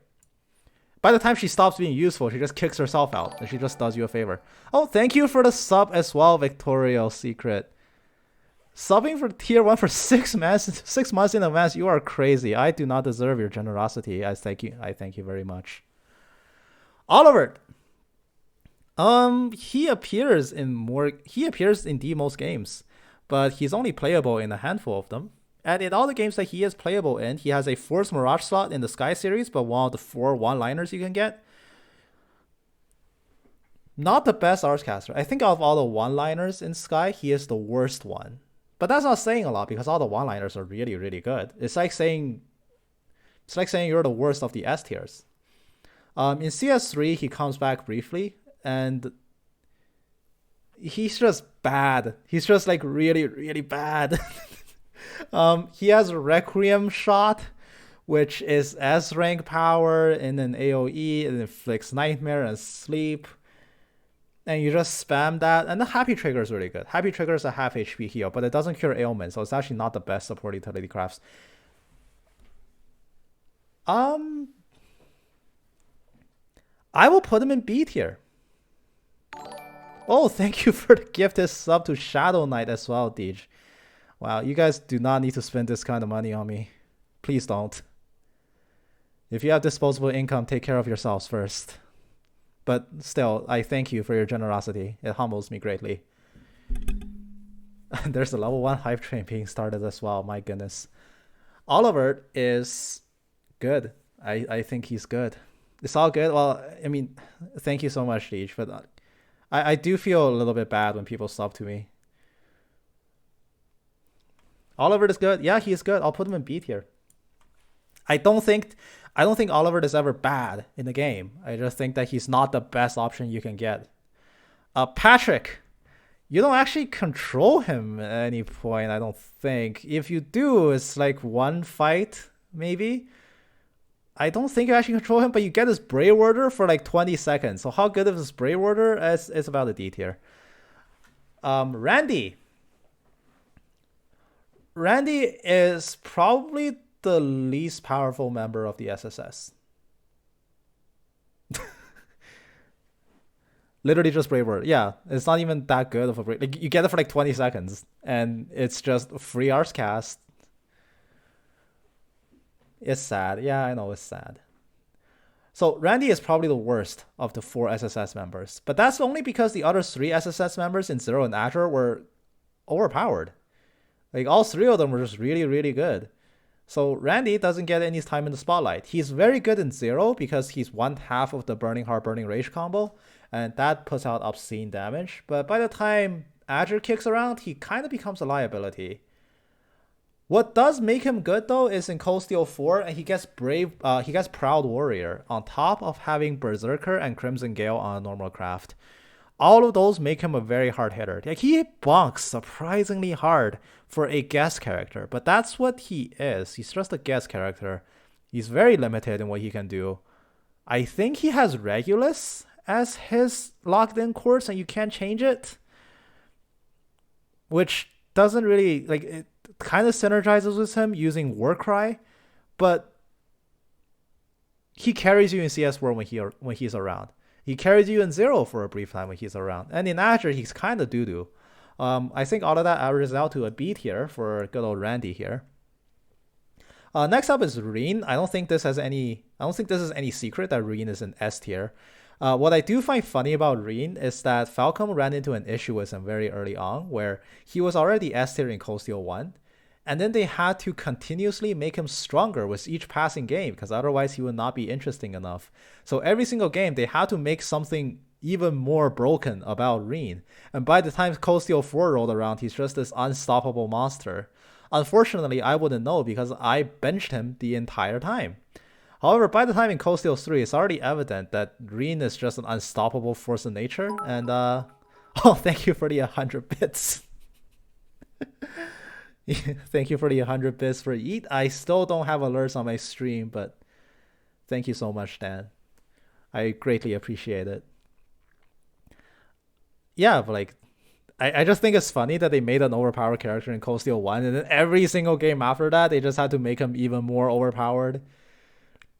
Cold Steel 2, how about a way to make enemies AFK? How about a way to just, like, call a giant Gundam to do your fighting for you. Cold Steel 3, how about we give you like some of the best Brave Orders in the game? Cold Steel 4, how about just give you Arcane Gale? Fuck it, right? I mean, yeah, like, it's not a secret. Next up is Ren. I made a case for the third when Ren was... I said she was the best character in the game. She is squishy as all hell, but it doesn't matter because she does the highest damage output, and it is worth running like 3 people just to continuously wall her to protect her. Divine Blade got a Divine Blade. I mean, yeah. I didn't even talk about Breaking Dawn, which is holy shit. that S-Craft is so powerful, it cannot be real. And all this, knowing that I bench Reen for all of CS4 as a joke because I just didn't want to be OP. What's the top tier? It's reserved for one character, the best overall character. That character has already appeared. It's none of the rest of these guys, but I'll debate it when I'm done the whole list. Same thing with the worst character overall. It's already been placed down. It's already been placed up there. We just gotta weed it out. Ren is the best character in the third. I'm going to run 3 supports to protect her with Earthguard and Earthwall because she's worth it. Also, she deserves it. Kid needs to catch a break in her life. Goddamn. Unfortunately, Falcom really hates Ren for some reason. Not only do they give her the worst backstories imaginable, worst as in most tragic, not the worst written. They also decide to kneecap her in CS4 for no good reason. She kind of really sucks in Cold Steel 4. Really sucks in Cold Steel 4. But I can't bring it in my heart to knock her down from an S because her only other appearance is just so good. Like, she's beyond obscene. The fact that you have a 1-line unrestricted Orman in the third and has never been duplicated again. Oh my god. I think I would hate myself if I put her in A, even though she deserves to be in A.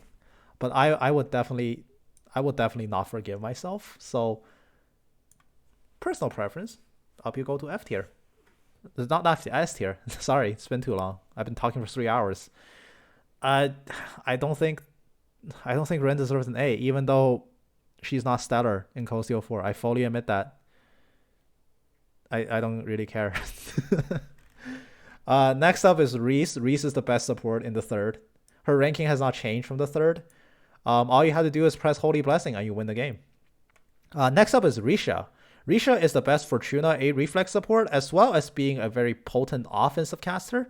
And then in Cold Steel 2, she's kind of just there. Lloyd is the carry of the duo in Cold Steel 2 when they do come back. However, Falling Moon, and she can be a delay. She can be a delayer, even though Lloyd rather is better as the AT delayer in that combo. She's always actually been a top tier support and above average damage dealer, let's say. There's a lot to like about Risha. I do think she has a lot of things going for her that makes her really good. So I'll put her in A tier. Next up is Sarah. Sarah, at some points, would have genuinely been one of the best characters in C for Cake. No. No. Bad. Bunk. Sarah, at some points, is genuinely like one of the best characters you can get. I think she has one of the best suction abilities in the game. It's the only ability better than Pinch Assault for suction. And you get it in Cold Steel 3 and 4. And she can infinite in Cold Steel 3 and 4.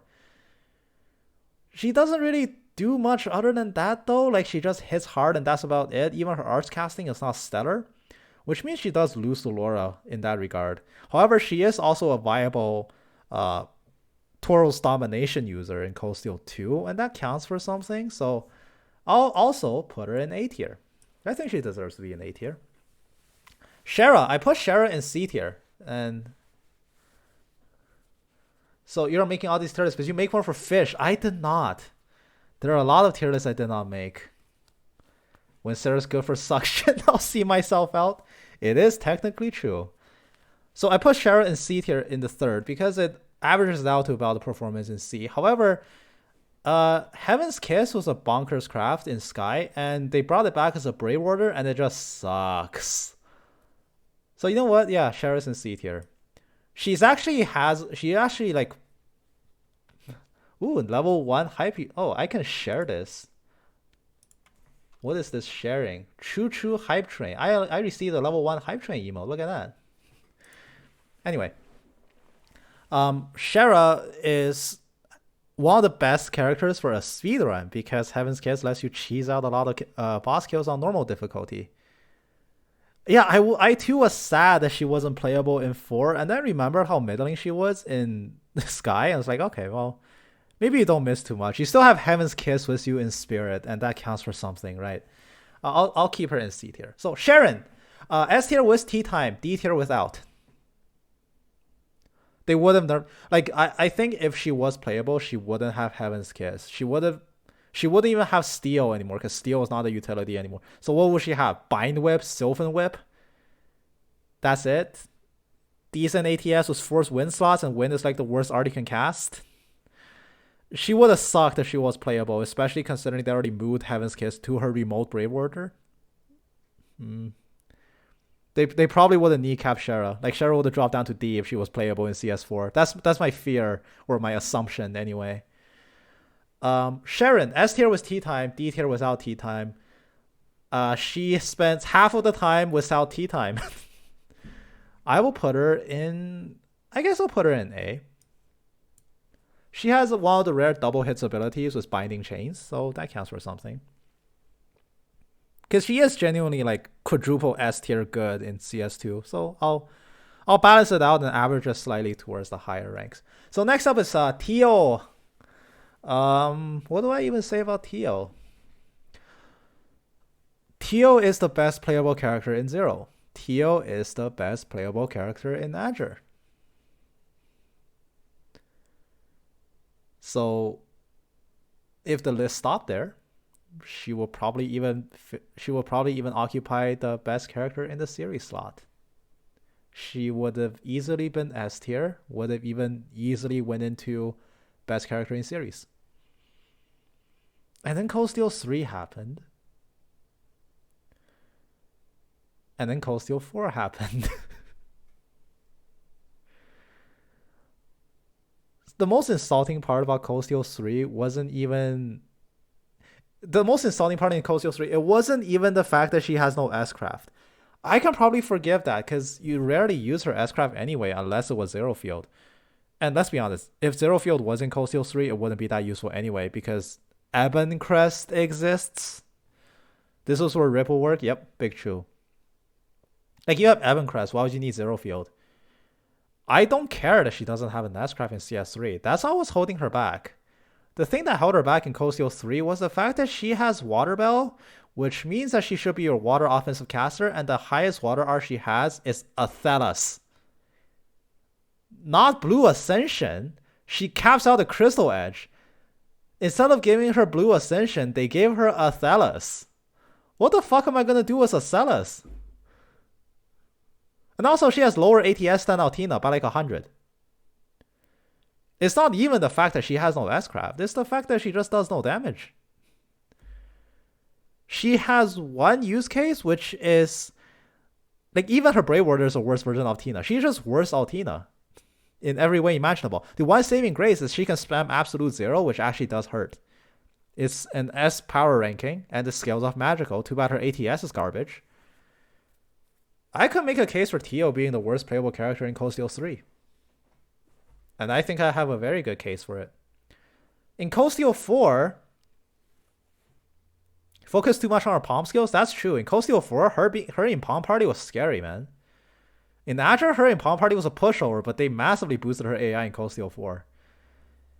In Cold Steel 4, she found her S-Break, and turns out it made no difference. The difference it did make, though, was Falcom actually wisened up and gave her some ATS. So finally, she has serviceable ATS. Like, with her fixed orbit setups, 3,103 ATS, I believe, was her exact value. That's really high. That's like RGEM investment on any other Arts caster. I like how Neo cast. Yeah, he's gonna get it soon and he's gonna flip too. I can't wait for Yona to just hack his phone and install it. I genuinely believe Tio is not bad in Cold Steel 4. I just think she's F tier in Cold Steel 3. F tier. Oh my god. You know what? Teal's actually good in Cold Steel 4. She has enough base ATS to rival someone with like RGM investment. She's miles better. She has like 300 more ATS than Ellie, which is nuts. I will, because this is my personal super biased tier list, and because of how broken she is in Crossbell, not A. I will, if I put Ren up there, I'm gonna put Tio up here, man.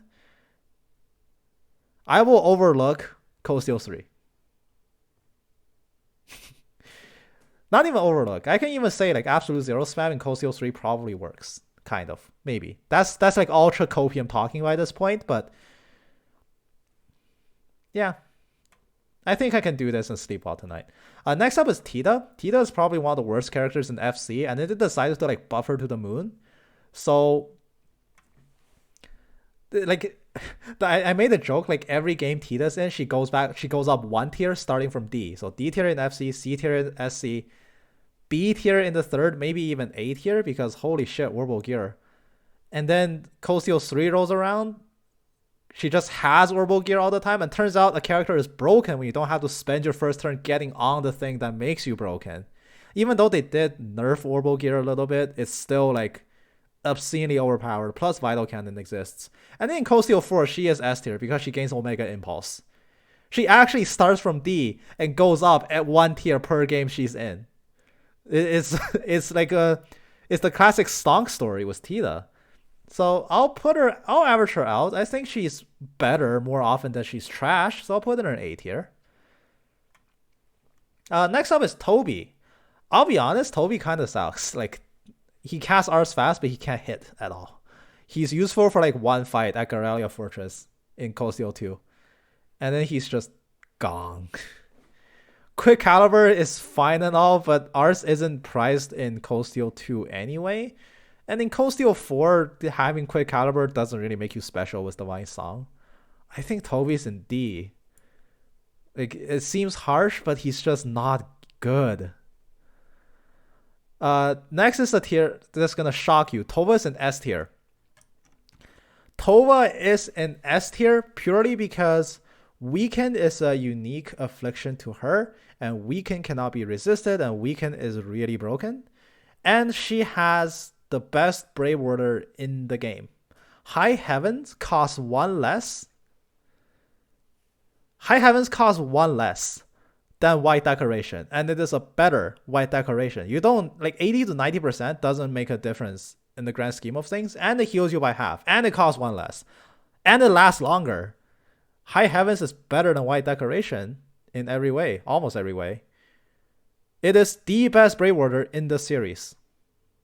Whenever you have Tova, you do not lose fights. It is physically impossible to die with Tova giving you the remote order. And when she's in your combatant for a single fight, having the weak affliction against, I guess, Patrick's party counts for something. It's bonus points. But really, we're just tiering her Brave Warder here, and it's S tier easily. It's better than White Decoration any day of the week. Vita. You get Vita for so little time, and she is just obscenely overpowered. Not a lot to talk about her, but other than just really good. One thing I am noting, though, is I'm trying to avoid counting mirror characters as the characters, because mirror characters are intentionally overpowered. They, like, for nothing else, they regain 10 CP a turn. That's already not something that should be happening. But even Vita's standalone appearance in Cold Steel 4, plus her Brave Warder, which is damage plus 100%, means she's broken. She's just overpowered. Like, this is... You finally have an Anguis on your team for a while, and this is why. Next up is Vayne. Vayne is in a single fight, and Vayne is very useful in that fight. He provides Fortuna. No, not Fortuna. He provides Shining to Jessica. He carries Jessica in that fight by providing Shining to make her evade tank Laura and Duvali. So, you know, Vayne also died twice. He is very poggers. I agree he is very poggers. He has a Shining in the fight where you really need Shining. He fills the exact role for the 20 seconds that you get him. Also, he has Exquisite, which is like that Nightheart craft where he like lights his sword on fire and does a fancy spin through you, which it looks funny, I guess. So, where's Jessica? I'll put him in the same tier as Jessica. Why not? Wayne deserves some love, right? Wayne deserves some love. Like I said, it's relative. It's all relative. Because if Wayne was playable for more than 20 seconds, he'd be like D tier. But he does the thing that you need in the one fight that you get him in ever. So he's A tier. Wazi. Wazi is great. So Wazi is playable in a single game, and he has the greatest S-Craft in the game. Akashic Arm has 330 base power, which beats every other S-Craft in the game. It even beats most combo crafts in the game, and combo crafts are valued at 200 CP. Akashic Arm with an ATS Wazi is the highest burst skill you can get. And he has 2 Force Mirage slots, which means he can slot into Argent Arc, which is a really good nuke ability as well. And he has I believe he has a 7-2 split, which means his natural EP pool goes up to 960 when maximum slotted. That's only, I think that's only lower than Tio. I think it's even higher than Ellie. I think. Don't quote me on that. He's good. There's just nothing else to say about him.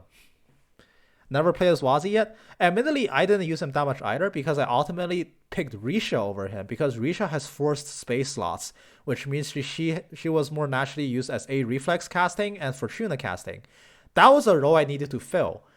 If my party ever needed another damage dealer, Wazi would no question be it. You're not play crossbow games. Right. I forgot about that. I don't know what I was thinking. I apologize, Teach.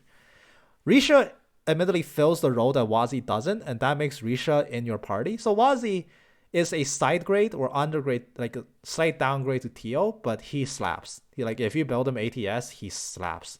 Akashic Arm must have been coded wrong. There's no way it does that much damage. I refuse to believe that was intentional. I mean, just off Akashic Arm, he deserves to be in A tier alone. Next up is Xeno. Where did I put Leonidas? Xeno is better than Leonidas because his Brave Order is crazy. It is 1 BP for crit? Yes, please. Zeit.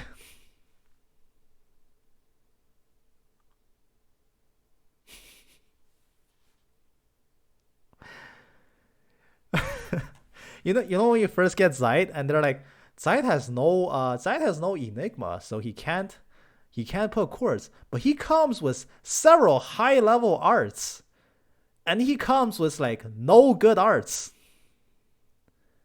Come play League and stream it, Mo. I will be with you shortly. My stream is about to end in 10 minutes. Zeit comes with no good arts. He has 1500 EP, the highest EP pool in the game, until you realize you can't put an EP cut on him. So after 3 Avalon Gates, he's out of juice.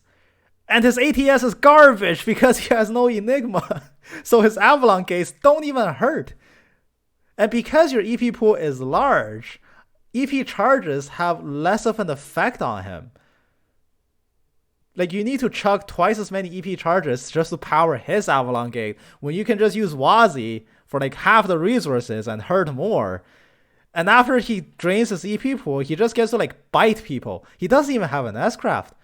This is the worst Divine Beast ever. I mean, good doggo, favorite doggo and all that. But I was cheering when he benched himself because goddamn. Wow, is he bad? I don't think anyone would hate me if I did that because wow. What a letdown of a Divine Beast that was. Zin hasn't appeared since Sky the Third, so my rating doesn't change. He is extremely slow. Huge no-no in Sky. However, true Descent is 60% strength and 60% defense, which is the most powerful buff in the game. He can just Descent standard and casually punch someone for double the damage of everybody else once in a while, and it's fun. It's a good time.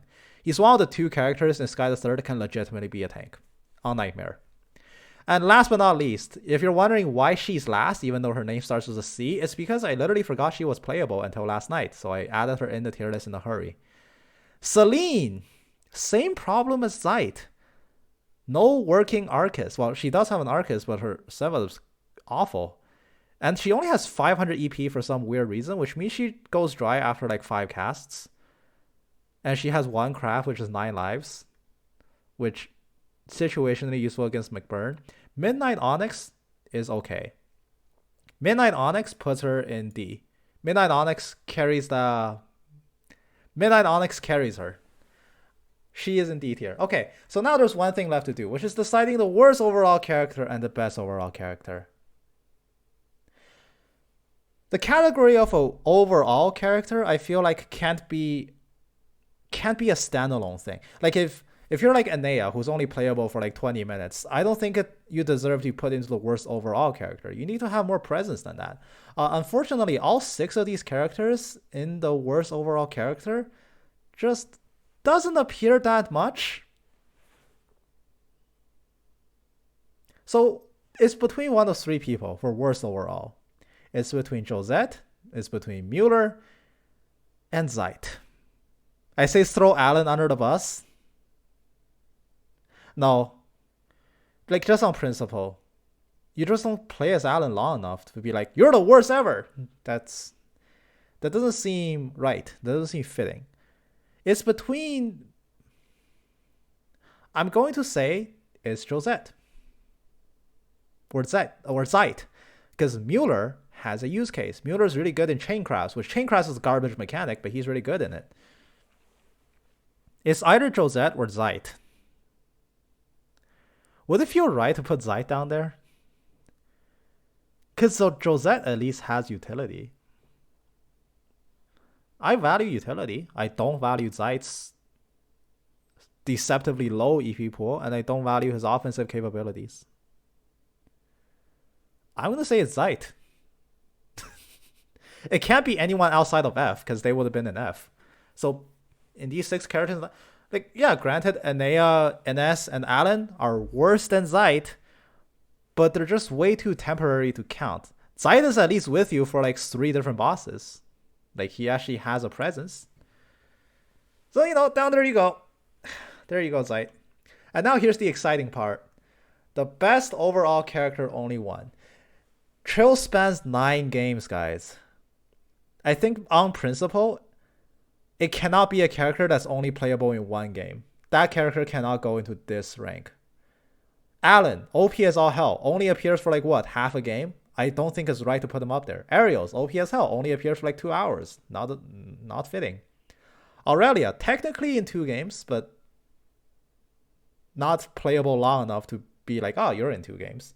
Rosalia, same deal. Kevin, kind of same deal, but I don't think he's good enough to be up there. Chloe, she's S- at best. Laura, maybe. Lloyd? Don't see it. Muse, I agree with. Reen, I agree with. Ren, S- at best. Tio, S- at best. Toa, barely playable. Vita's barely playable. So it's between 3 people. It's between Laura, Muse, and Reen.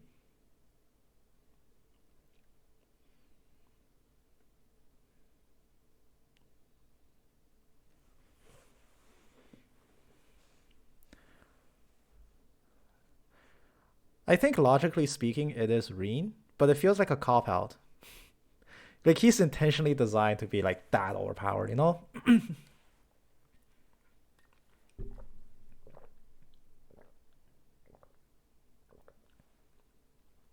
So here's where I'm gonna make you mad.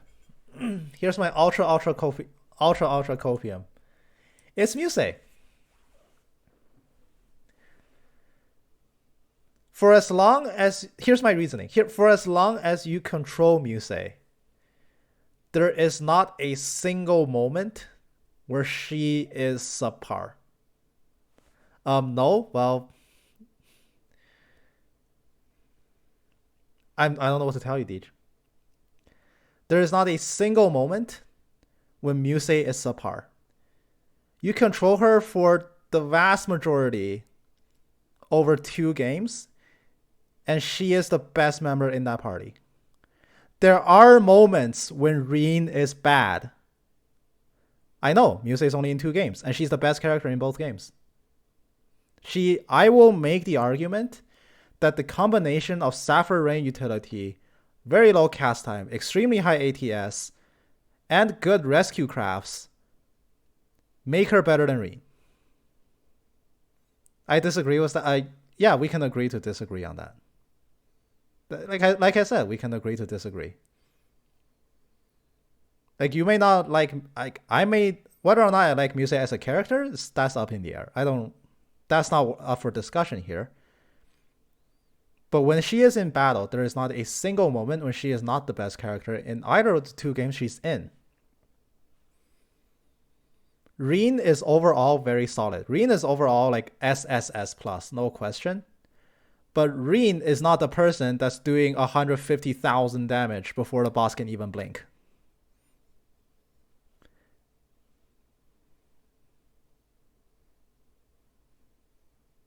And there are times where Reen is not good.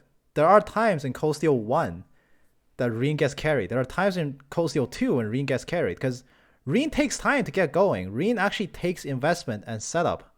If you want Reen to be a delay god or be a Gale spammer, you need to give him the gear for it. He can't Gale spam because it's like 60 CP in Cold Steel 1, 80 CP in Cold Steel 3. You need a high level Brigade for it.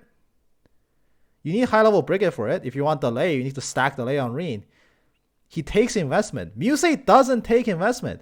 As soon as you get her, you can Aqua Bleed and win.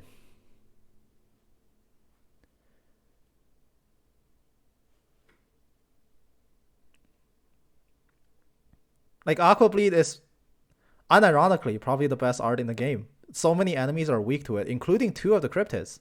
They're ultra weak to water. How is Muse OP? I don't see it. Highest base ATS in the game. The ability to slot in 4 different bells. Perfect 4 slots, because water is the best art you can get for low element, and she has a 4 space slot, which means that she gets perfect coverage across all 3 higher elementals and the water element. So she has the best coverage possible. She slots in very well as Virgo, which double stacks, double dips on top of Ocean Bell. She can have 0 post-cast delay, which, whether with Aetheric Art or Divine Song, means that Muse can one-man infinite without the boss being broken on Cold Steel 3.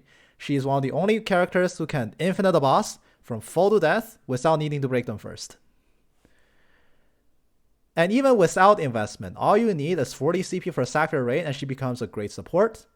You can spam Wassel Blue for a lot of damage, and as soon as she joins you, she already has all of her best traits already. You barely need to upgrade her. You just toss her some leftover ATS scraps and she will wreck house.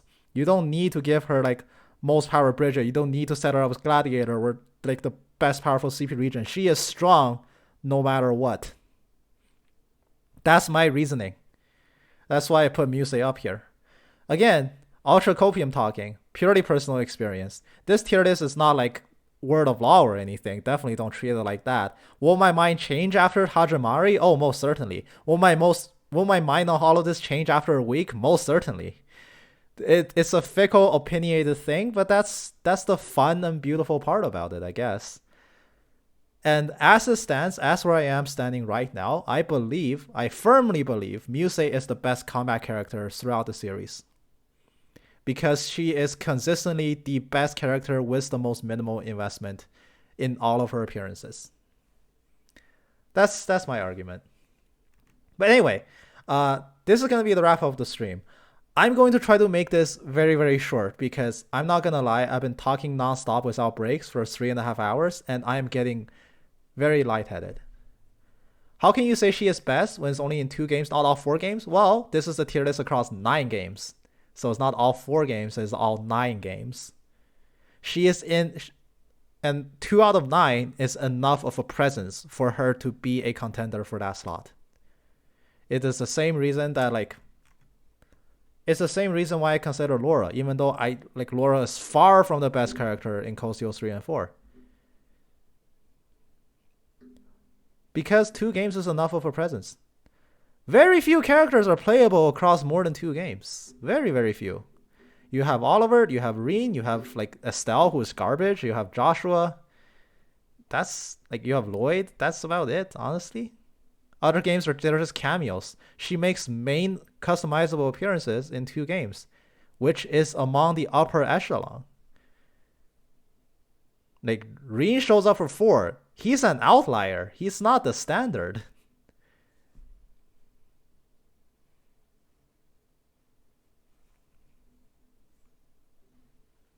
The other characters just aren't good enough.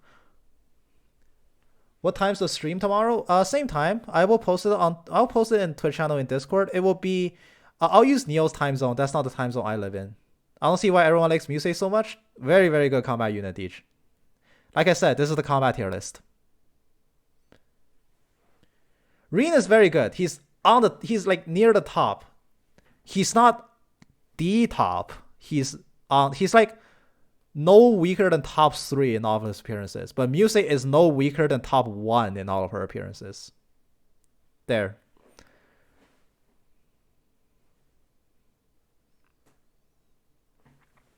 Like, are you seriously telling me Reen is... Like, are you seriously telling me, like, Reen in Cold Steel 1 is better than Laura? Or Reen in Cold Steel 2 is better than Laura? Or Reen in Cold Steel 3 is better than Musei? I don't think so. Like, here's the thing. I will tell you, Musei is stronger than Aurelia. Aurelia is very limiting if you think about it. Musei is not. And I don't think Reen's stronger than Aurelia. Like, I think Reen is easily weaker than Aurelia. But anyway, I'll go into the wrap-up now. It will be very quick because I'm getting very lightheaded now after 3.5 hours of continuous talking. The stream tomorrow, I'll use Neo's time zone, even though I don't live in that time zone. It will be 8 p.m. or 8:30 p.m. Eastern time when I'll go live. I have 2 tier lists left to go through, but one of them is an absolute chunker. I suspect I'll be talking for 3.5 more hours tomorrow. So, if you can tune in, please feel free to join in. I start and stop at the same time that Neo Matter does, if that helps you keep track. And I just stream on his days off. So, I will leave it here, and I'll go into the post-stream wrap-up. Thank you for everybody who's joined me today. I appreciate all of you. I appreciate all of your subscriptions, your generosity. This is the first stream I had as an affiliate, and honestly, it was really fun just sitting here and talking for 3.5 hours. At the start, it was a little bit awkward, and then we quickly got into it, and I had a good time. I hope you guys had a good time. As always, I hope all of you have a good evening, and I hope for the past few hours, I've been your able entertainment, and I've been a good host to all of you. So, thank you all so much. I will see you guys tomorrow at the same time. I'm going to turn off the stream now and go get some water because, my God, I need water now. Goodbye, everyone. Talk to you all tomorrow.